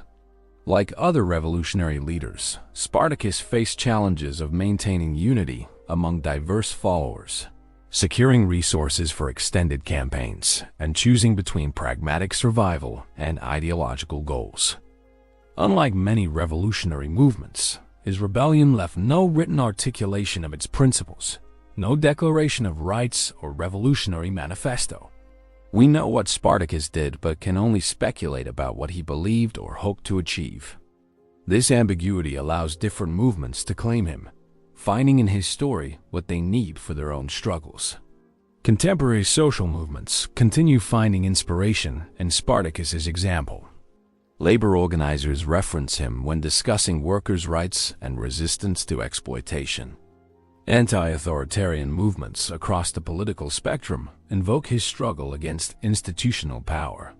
The Black Lives Matter movement and other racial justice campaigns see parallels between slavery's legacy and modern oppression. Prison abolitionists point to gladiatorial combat as ancient form of carceral brutality, connecting Spartacus's arena background to contemporary prison reform struggles. His story remains malleable enough to speak to diverse causes while maintaining core themes of dignity, resistance, and courage. The enduring power of Spartacus's story ultimately rests on its human drama rather than political interpretation. Here is a man sold into slavery, forced to kill for others' entertainment, who refused to accept his dehumanization. He organized desperate people into a force that terrified the ancient world's greatest empire. He won impossible victories through tactical brilliance and courage. He led not just himself, but thousands of others in a bid for freedom, understanding that liberation must be collective rather than individual. He failed, as practical analysis suggested he must, yet his failure somehow matters less than his defiance. The crosses along the Appian Way demonstrated Rome's power, but 2,000 years later, people remember Spartacus's name, while Crassus remains a footnote. The transformation of Spartacus from historical figure to cultural icon accelerates dramatically during periods of social upheaval and revolutionary fervor. The French Revolution brings renewed attention to classical examples of resistance against tyranny, and Spartacus emerges as a symbol for those challenging established hierarchies. Revolutionary leaders in France invoke ancient Rome constantly, seeing themselves as heirs to republican virtue, but they selectively choose which aspects of Roman history to celebrate. Spartacus represents the dangerous revolutionary tradition, the uprising from below rather than enlightened reform from above. Jacobin radicals embrace him more enthusiastically than moderate revolutionaries, recognizing in his story a justification for violent overthrow of oppressive systems. The guillotine's blade falls on French aristocrats while orators invoke the memory of crucified slaves, connecting ancient resistance to modern revolution.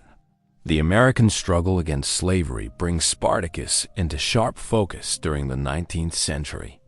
Abolitionist writers and speakers reference his rebellion as proof that enslaved people naturally resist bondage and possess the same human desires for freedom as their masters.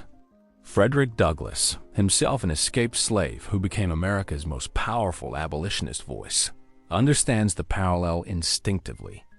When Douglass fights back against the slave breaker Edward Covey, physically resisting the violence meant to break his spirit, he embodies the same refusal to accept dehumanization that motivated Spartacus 19 centuries earlier. Abolitionist newspapers publish accounts of the ancient rebellion, drawing explicit connections between Roman slavery and American plantation slavery. Pro-slavery advocates respond by emphasizing Spartacus's defeat, arguing that his failed rebellion proves the futility of slave resistance and the necessity of harsh control measures. The Civil War transforms these debates from theoretical discussions to life-and-death struggles. When enslaved people in the American South escape to Union lines and eventually take up arms against the Confederacy, they enact their own version of Spartacus's rebellion. Nearly 200,000 black soldiers serve in Union forces, fighting for their own freedom and that of millions still in bondage. Unlike Spartacus's rebellion, this struggle succeeds militarily, though the promises of Reconstruction will ultimately be betrayed. The comparison highlights how circumstances shape revolutionary outcomes.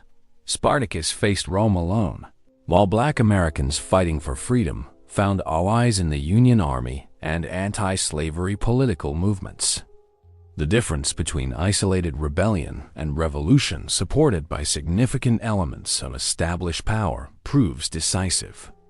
The late 19th and early 20th centuries witnessed working-class movements across Europe and America adopt Spartacus as their patron saint.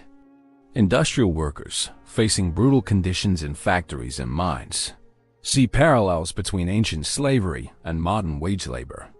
Socialist and anarchist organizers invoke Spartacus when calling for strikes and resistance against capitalist exploitation. The image of the rebel slave who challenged the ancient world as most powerful empire resonates with workers, challenging modern industrial capitalism's titans. Trade unions and political parties named themselves after Spartacus, connecting their struggles to his ancient fight. This appropriation sometimes distorts historical reality, projecting modern class consciousness onto ancient rebellion, but it demonstrates the story's continuing power to inspire resistance across wildly different historical contexts. The Russian Revolution of 1917 creates a state that officially venerates Spartacus as a proto-communist hero. Soviet historians and propagandists present him as a revolutionary who understood class struggle and fought to overthrow the slave-owning system. This interpretation requires substantial historical creativity, as evidence suggests Spartacus sought escape rather than system transformation. But ideological needs override historical accuracy. The Soviet ballet Spartacus, with music by Aram Khachaturian, transforms the rebellion into heroic revolutionary spectacle, complete with dramatic combat scenes and tragic romantic subplots.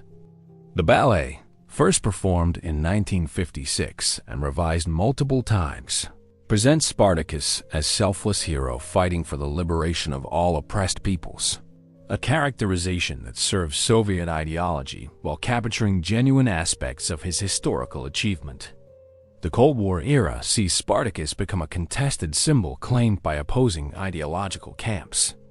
Communist nations present him as a revolutionary fighting capitalism's ancient ancestor, while Western democracies emphasize his struggle for personal freedom against totalitarian power. This flexibility demonstrates the story's ambiguity and adaptability. Spartacus left no written philosophy, no clear articulation of goals beyond freedom from slavery, allowing different movements to project their values onto his rebellion. The 1960 film by Stanley Kubrick and Dalton Trumbo navigates these ideological tensions by focusing on universal themes of freedom, dignity, and resistance to oppression, while avoiding explicit communist messaging that would have made the film politically impossible in McCarthyist America. The civil rights movement in America finds inspiration in Spartacus's example of collective resistance against systemic oppression. Leaders like Martin Luther King Jr., while emphasizing nonviolent resistance, recognize parallels between ancient slavery and modern racial injustice. King references the long arc of history bending toward justice, a concept that encompasses struggles from Spartacus to contemporary civil rights activism. More militant leaders like Malcolm X and the Black Panthers see in Spartacus justification for armed resistance against oppression, arguing that Spartacus's willingness to fight rather than submit peacefully offers a model for confronting white supremacy. These competing interpretations reflect debates within the civil rights movement about tactics and goals, with Spartacus's story flexible enough to support various positions. Feminist scholars and activists beginning in the 1970s examined Spartacus's rebellion through gender lenses, asking about the women who participated in and were affected by the uprising. Ancient sources mention women in the slave army but provide few details about their experiences or roles. Modern historians have attempted to recover these invisible stories, recognizing that any army numbering over 100,000 people necessarily included tens of thousands of women. Some women certainly fought as warriors. Ancient Mediterranean societies, while patriarchal, occasionally produced female combatants, and the desperate circumstances of slave rebellion likely broke down conventional gender restrictions. Others provided essential support services, maintained camps, tended wounded, and kept the mobile community functioning. Still others traveled with the army as captives or victims, their agency constrained by multiple forms of oppression. The question of sexual violence within the rebellion remains troubling and largely unanswerable. Roman slavery involved systematic sexual exploitation, with enslaved women and men subjected to rape and forced into sexual service. Did Spartacus's rebellion end these practices, or simply transfer victimization to captured Romans and different enslaved groups? Ancient sources suggest discipline within the slave army varied, with Spartacus attempting to maintain order, but not always succeeding among his diverse and sometimes unruly followers. The reality probably involved both liberation from previous sexual exploitation and new forms of gender-based violence, a complexity that resists simple heroic narratives. Feminist analysis insists on acknowledging these dimensions rather than erasing women's experiences, in service of inspiring but incomplete stories. Post-colonial theorists examine Spartacus through frameworks of imperial domination and resistance. The Roman Empire, like modern colonial empires, extracted resources and labor from conquered peoples through violent subjugation. Spartacus's rebellion represents indigenous resistance against imperial exploitation, a pattern repeated throughout history as colonized peoples fight for independence. The Haitian Revolution provides the most direct parallel.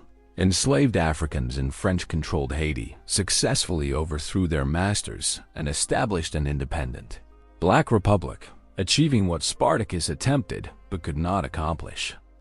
Toussaint Louverture, the Haitian Revolution's primary leader, becomes the successful Spartacus, demonstrating that with different circumstances and perhaps better fortune, slave rebellions can succeed.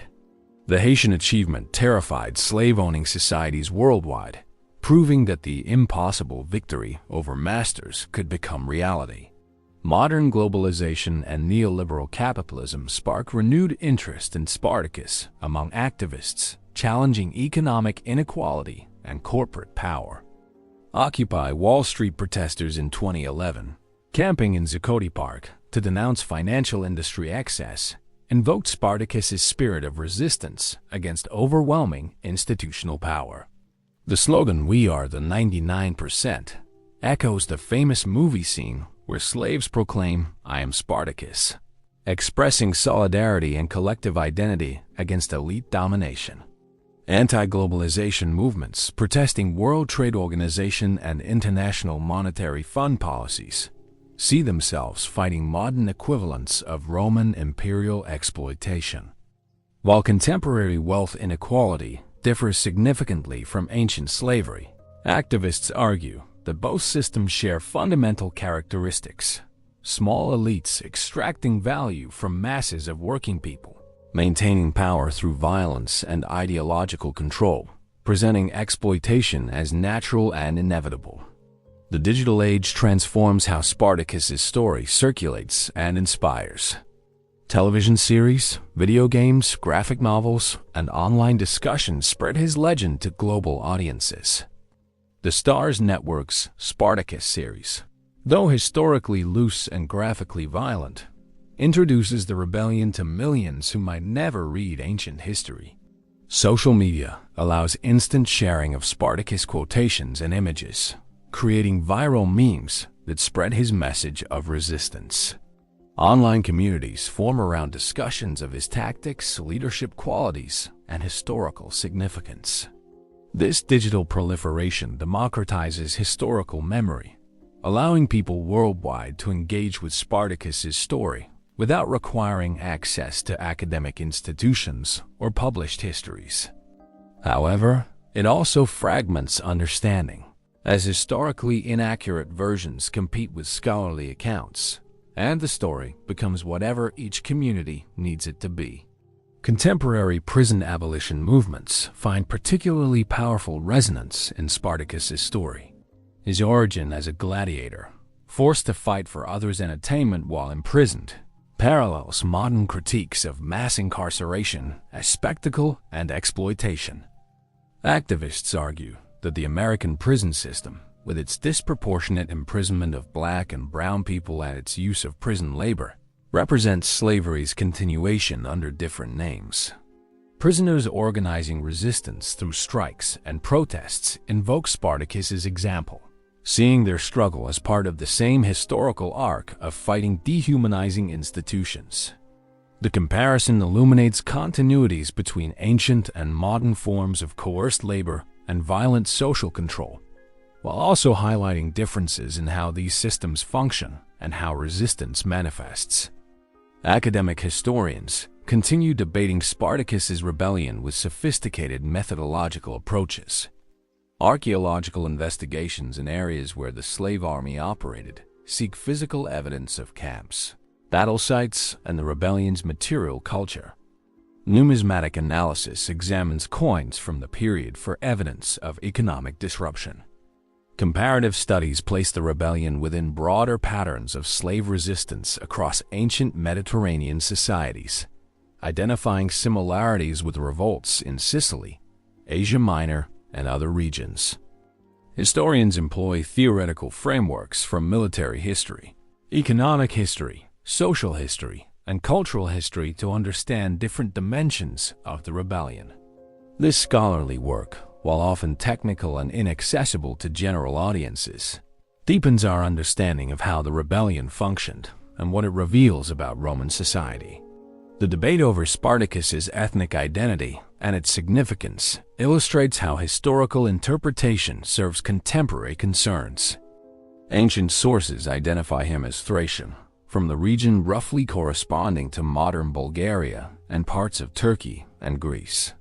Some modern scholars emphasize his Thracian identity, connecting him to indigenous Balkan resistance against Roman imperialism.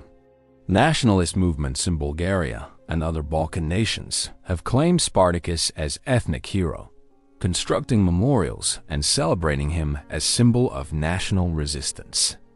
This nationalist appropriation sometimes projects modern concepts of ethnicity and national identity onto ancient contexts where they fit imperfectly. Spartacus's Thracian origin mattered in terms of his fighting style and cultural background. But whether he conceived of himself in terms of Thracian nationalism or saw the rebellion as primarily Thracian resistance remains unknowable. The question of religion in Spartacus's rebellion receives insufficient attention in popular accounts, but fascinates scholars.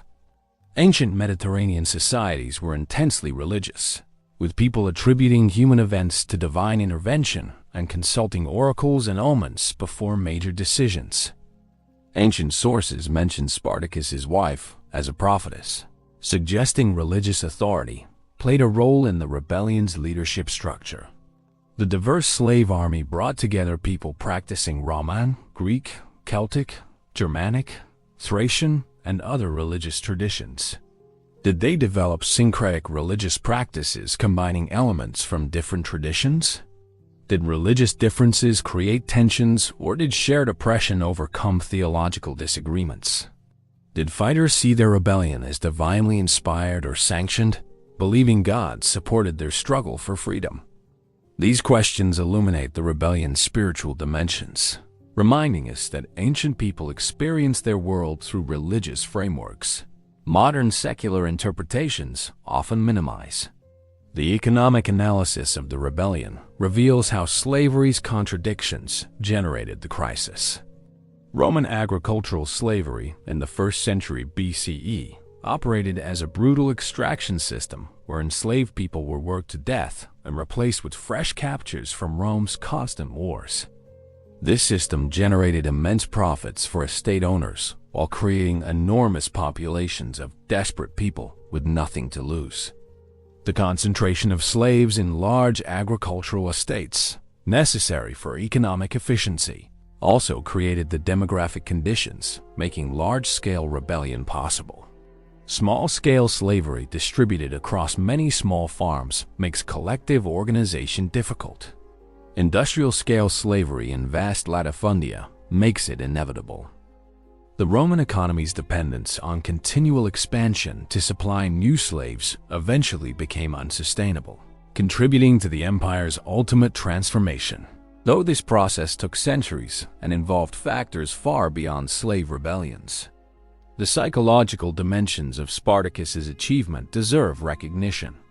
He transformed men psychologically broken by slavery into soldiers willing to fight Rome's legions. This required overcoming not just physical obstacles, but mental barriers created by years of systematic dehumanization.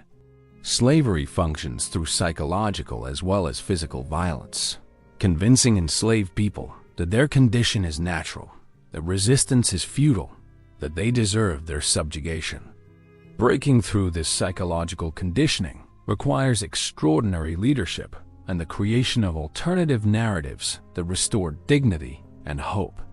Spartacus somehow provided this transformative vision, helping tens of thousands of people reimagine themselves from property to free individuals, from victims to warriors.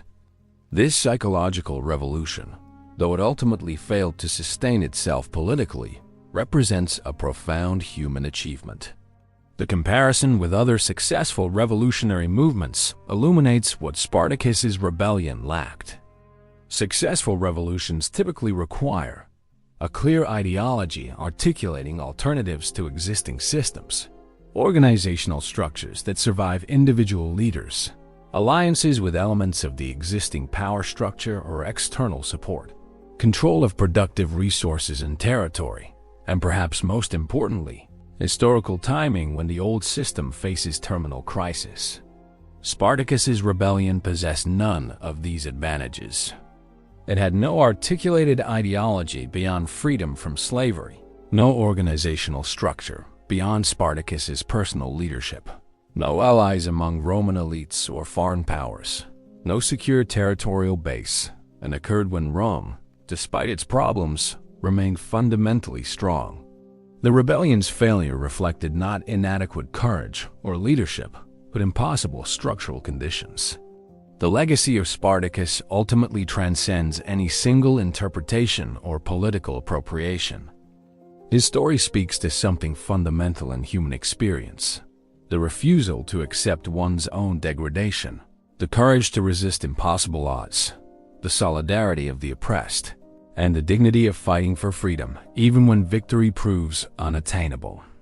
These themes resonate across cultures and historical periods because they address universal aspects of human existence under systems of domination. Every society includes people experiencing oppression, and every oppressed group must decide whether to submit, resist, or seek escape. Spartacus's choice to resist and his ability to organize thousands in collective resistance provides a template that remains relevant regardless of specific historical or political contexts. The final irony of Spartacus' legacy is that his defeat may have served his memory better than victory would have. Successful rebellions become states, and states inevitably compromise revolutionary ideals through the practical necessities of governance. Spartacus never faced the challenge of constructing a post-slavery society, never had to decide how former slaves would organize themselves politically and economically, never experienced the disillusionment that accompanies the gap between revolutionary dreams and governed realities. His rebellion remains pure, undefined by the inevitable compromises of success. The crosses along the Appian Way, meant to terrorize and teach submission, instead became monuments to courage. Rome meant to demonstrate that resistance is futile, but history records the opposite lesson: that human dignity requires resistance regardless of consequences, that freedom is worth fighting for even in defeat, and that a gladiator who died challenging empire matters more than the empire that killed him. This is why Spartacus lives on, 2,000 years after his death, as eternal symbol of humanity's unbreakable spirit. The story of Spartacus and his rebellion against Rome raises questions that echo across millennia. How does a system that reduces human beings to property sustain itself without constant violence? What drives people to risk everything for freedom when prudence counsels submission? Why does tactical genius and extraordinary courage sometimes fail against superior resources and systematic power? The answers reveal uncomfortable truths about power, justice, and human nature that remain relevant in our own time. Spartacus led the greatest slave rebellion in ancient history, but his ultimate failure reminds us that moral righteousness does not guarantee victory. The rebellion killed thousands of Roman soldiers, humiliated the Republic's military pride, and exposed contradictions in a system that celebrated freedom while enslaving millions. Yet Rome survived, slavery continued, and the system that destroyed Spartacus persisted for centuries more. This outcome troubles those who want history to follow a moral arc toward justice, but it accurately reflects how entrenched power maintains itself through overwhelming violence and systematic suppression of alternatives. The rebellion's 3-year duration itself represents extraordinary achievement.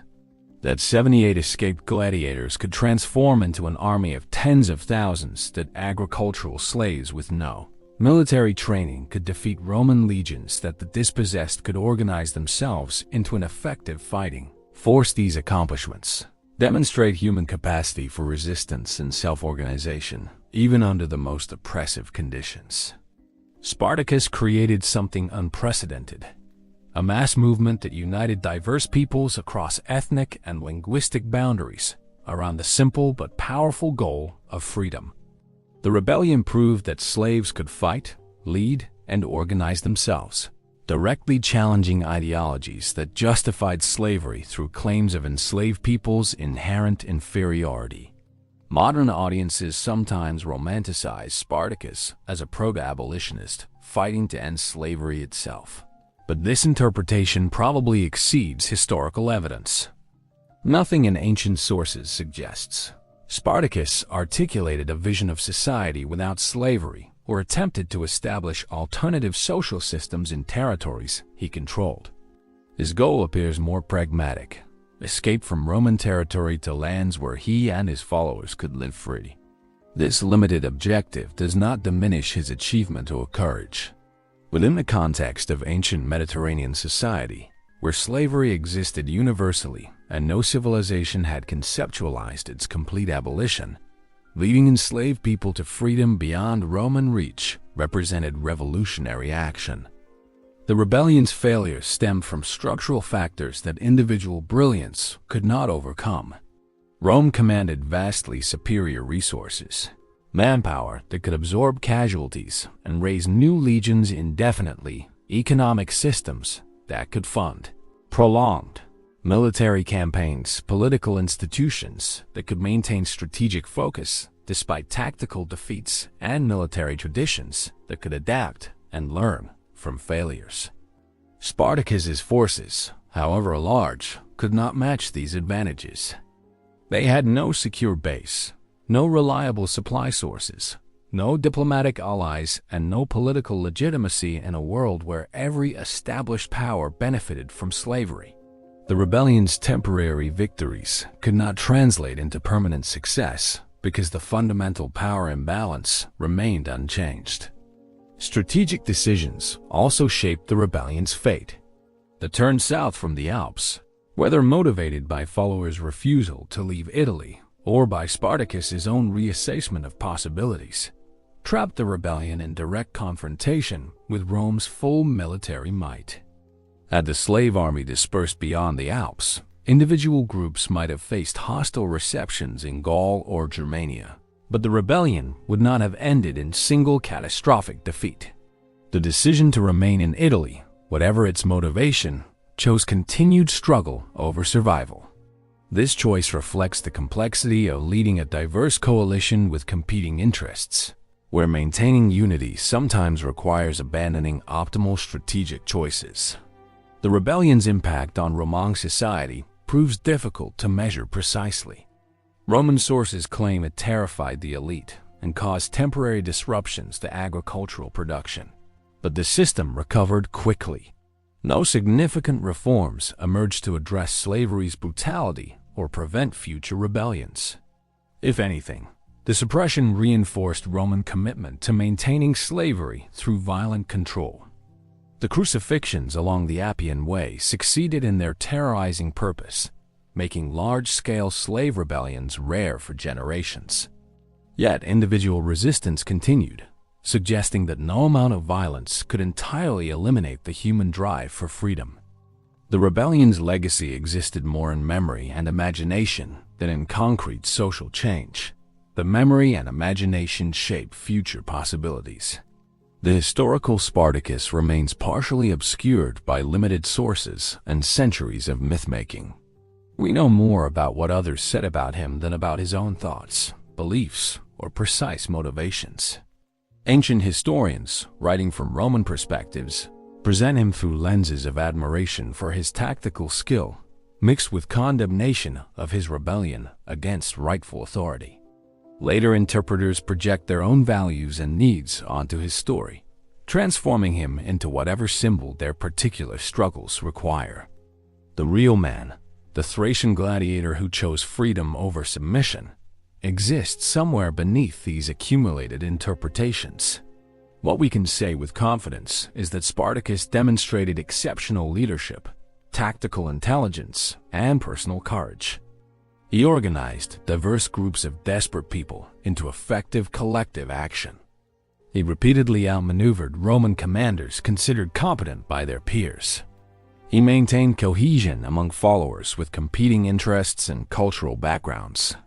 He adapted gladiatorial combat techniques into military tactics that confounded conventional Roman warfare. He fought skillfully enough that ancient sources describe him killing Roman centurions in personal combat during the final battle. These documented abilities mark him as genuinely remarkable, rather than merely a convenient symbol.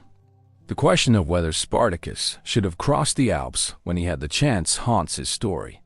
With hindsight, we know that remaining in Italy doomed the rebellion, but from his perspective in 72 BCE, the decision appeared less clear.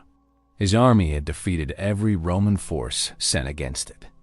Perhaps continued success might force Rome to negotiate, to offer some form of settlement or designated territory where former slaves could live free. Perhaps unity required accommodating followers unwilling to abandon Italy. Perhaps he believed the rebellion represented something larger than personal survival, a challenge to slavery itself that required staying and fighting. We cannot know his reasoning, but we can recognize that revolutionary moments create choices where every option carries terrible risk. The parallel between Spartacus's rebellion and other historical liberation struggles illuminates both universal patterns and unique circumstances. Like many revolutionary movements, his rebellion achieved initial successes through superior motivation, compensating for inferior resources, developed innovative tactics adapted to specific conditions, and eventually faced counter-revolution by an established power willing to commit overwhelming force. Like other failed revolutions, it demonstrated that moral rightness and tactical brilliance cannot overcome massive material disadvantages. Unlike many failed revolutions, it left no political program, no written philosophy, no institutions that might inspire future efforts. The rebellion existed entirely in action rather than theory, defined by what Spartacus and his followers did rather than what they said. Modern relevance of Spartacus's story extends beyond simple inspiration for resistance movements. His rebellion illuminates how systems of exploitation generate resistance even when resistance appears futile. It demonstrates how desperation can create courage that luxury cannot imagine. It shows how tactical innovation can temporarily overcome systematic advantages. It reveals how diverse peoples can unite across differences when facing common oppression. It reminds us that power maintains itself through violence and that challenging power requires accepting terrible risks. These lessons apply to struggles against various forms of injustice, from economic exploitation to authoritarian governance to racial oppression.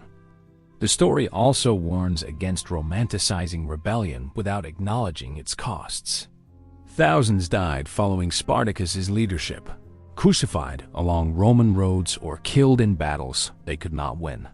Families were separated, children orphaned, communities destroyed.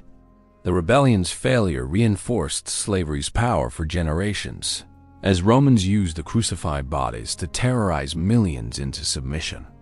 Revolutionary action always carries such potential costs, and historical memory should honor both the courage of resistance and the tragedy of its failure. Spartacus led people to fight for freedom, but he also led them to their deaths. Both truths deserve recognition. Perhaps Spartacus' greatest legacy lies not in what he accomplished, but in what he represented.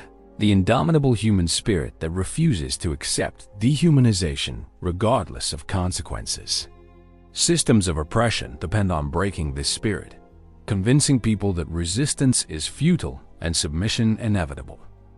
Every act of resistance, successful or failed, challenges this psychological foundation of oppression.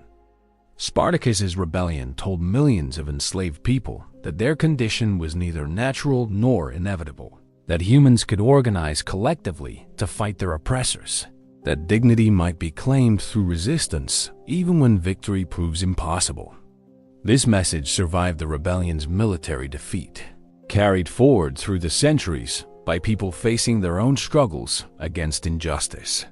2,000 years after his death, Spartacus remains alive in human imagination as the gladiator who refused his chains, the slave who defeated legions, the rebel who made Rome tremble. His historical reality matters, but so does his symbolic power. He represents the universal human longing for freedom, the courage to fight against overwhelming odds, the solidarity of the oppressed against their oppressors. Every generation facing injustice rediscovers him, finding in his ancient struggle inspiration for their contemporary battles. Whether this represents historical accuracy matters less than the story's ability to inspire continued resistance against dehumanization in all its forms. The crosses along the Appian Way have long since rotted away, but the name Spartacus echoes still. Rome, that seemed so permanent and powerful, collapsed centuries ago. The empire that crucified thousands to demonstrate its might exists now only in ruins and historical memory. Yet people still remember the Thracian gladiator who led history's greatest slave rebellion, who chose death fighting for freedom over life in chains, who transformed personal refusal into collective uprising. His rebellion failed, but his example endures, reminding us that human dignity cannot be permanently suppressed, that the struggle for freedom continues across generations, and that courage in the face of overwhelming power carries its own victory regardless of immediate outcomes. This is how a defeated slave became immortal, how a failed rebellion became eternal inspiration, how crosses meant to terrorize became instead monuments to the unbreakable human spirit. This is the legacy of Spartacus, the gladiator who led the greatest slave rebellion the ancient world had ever seen.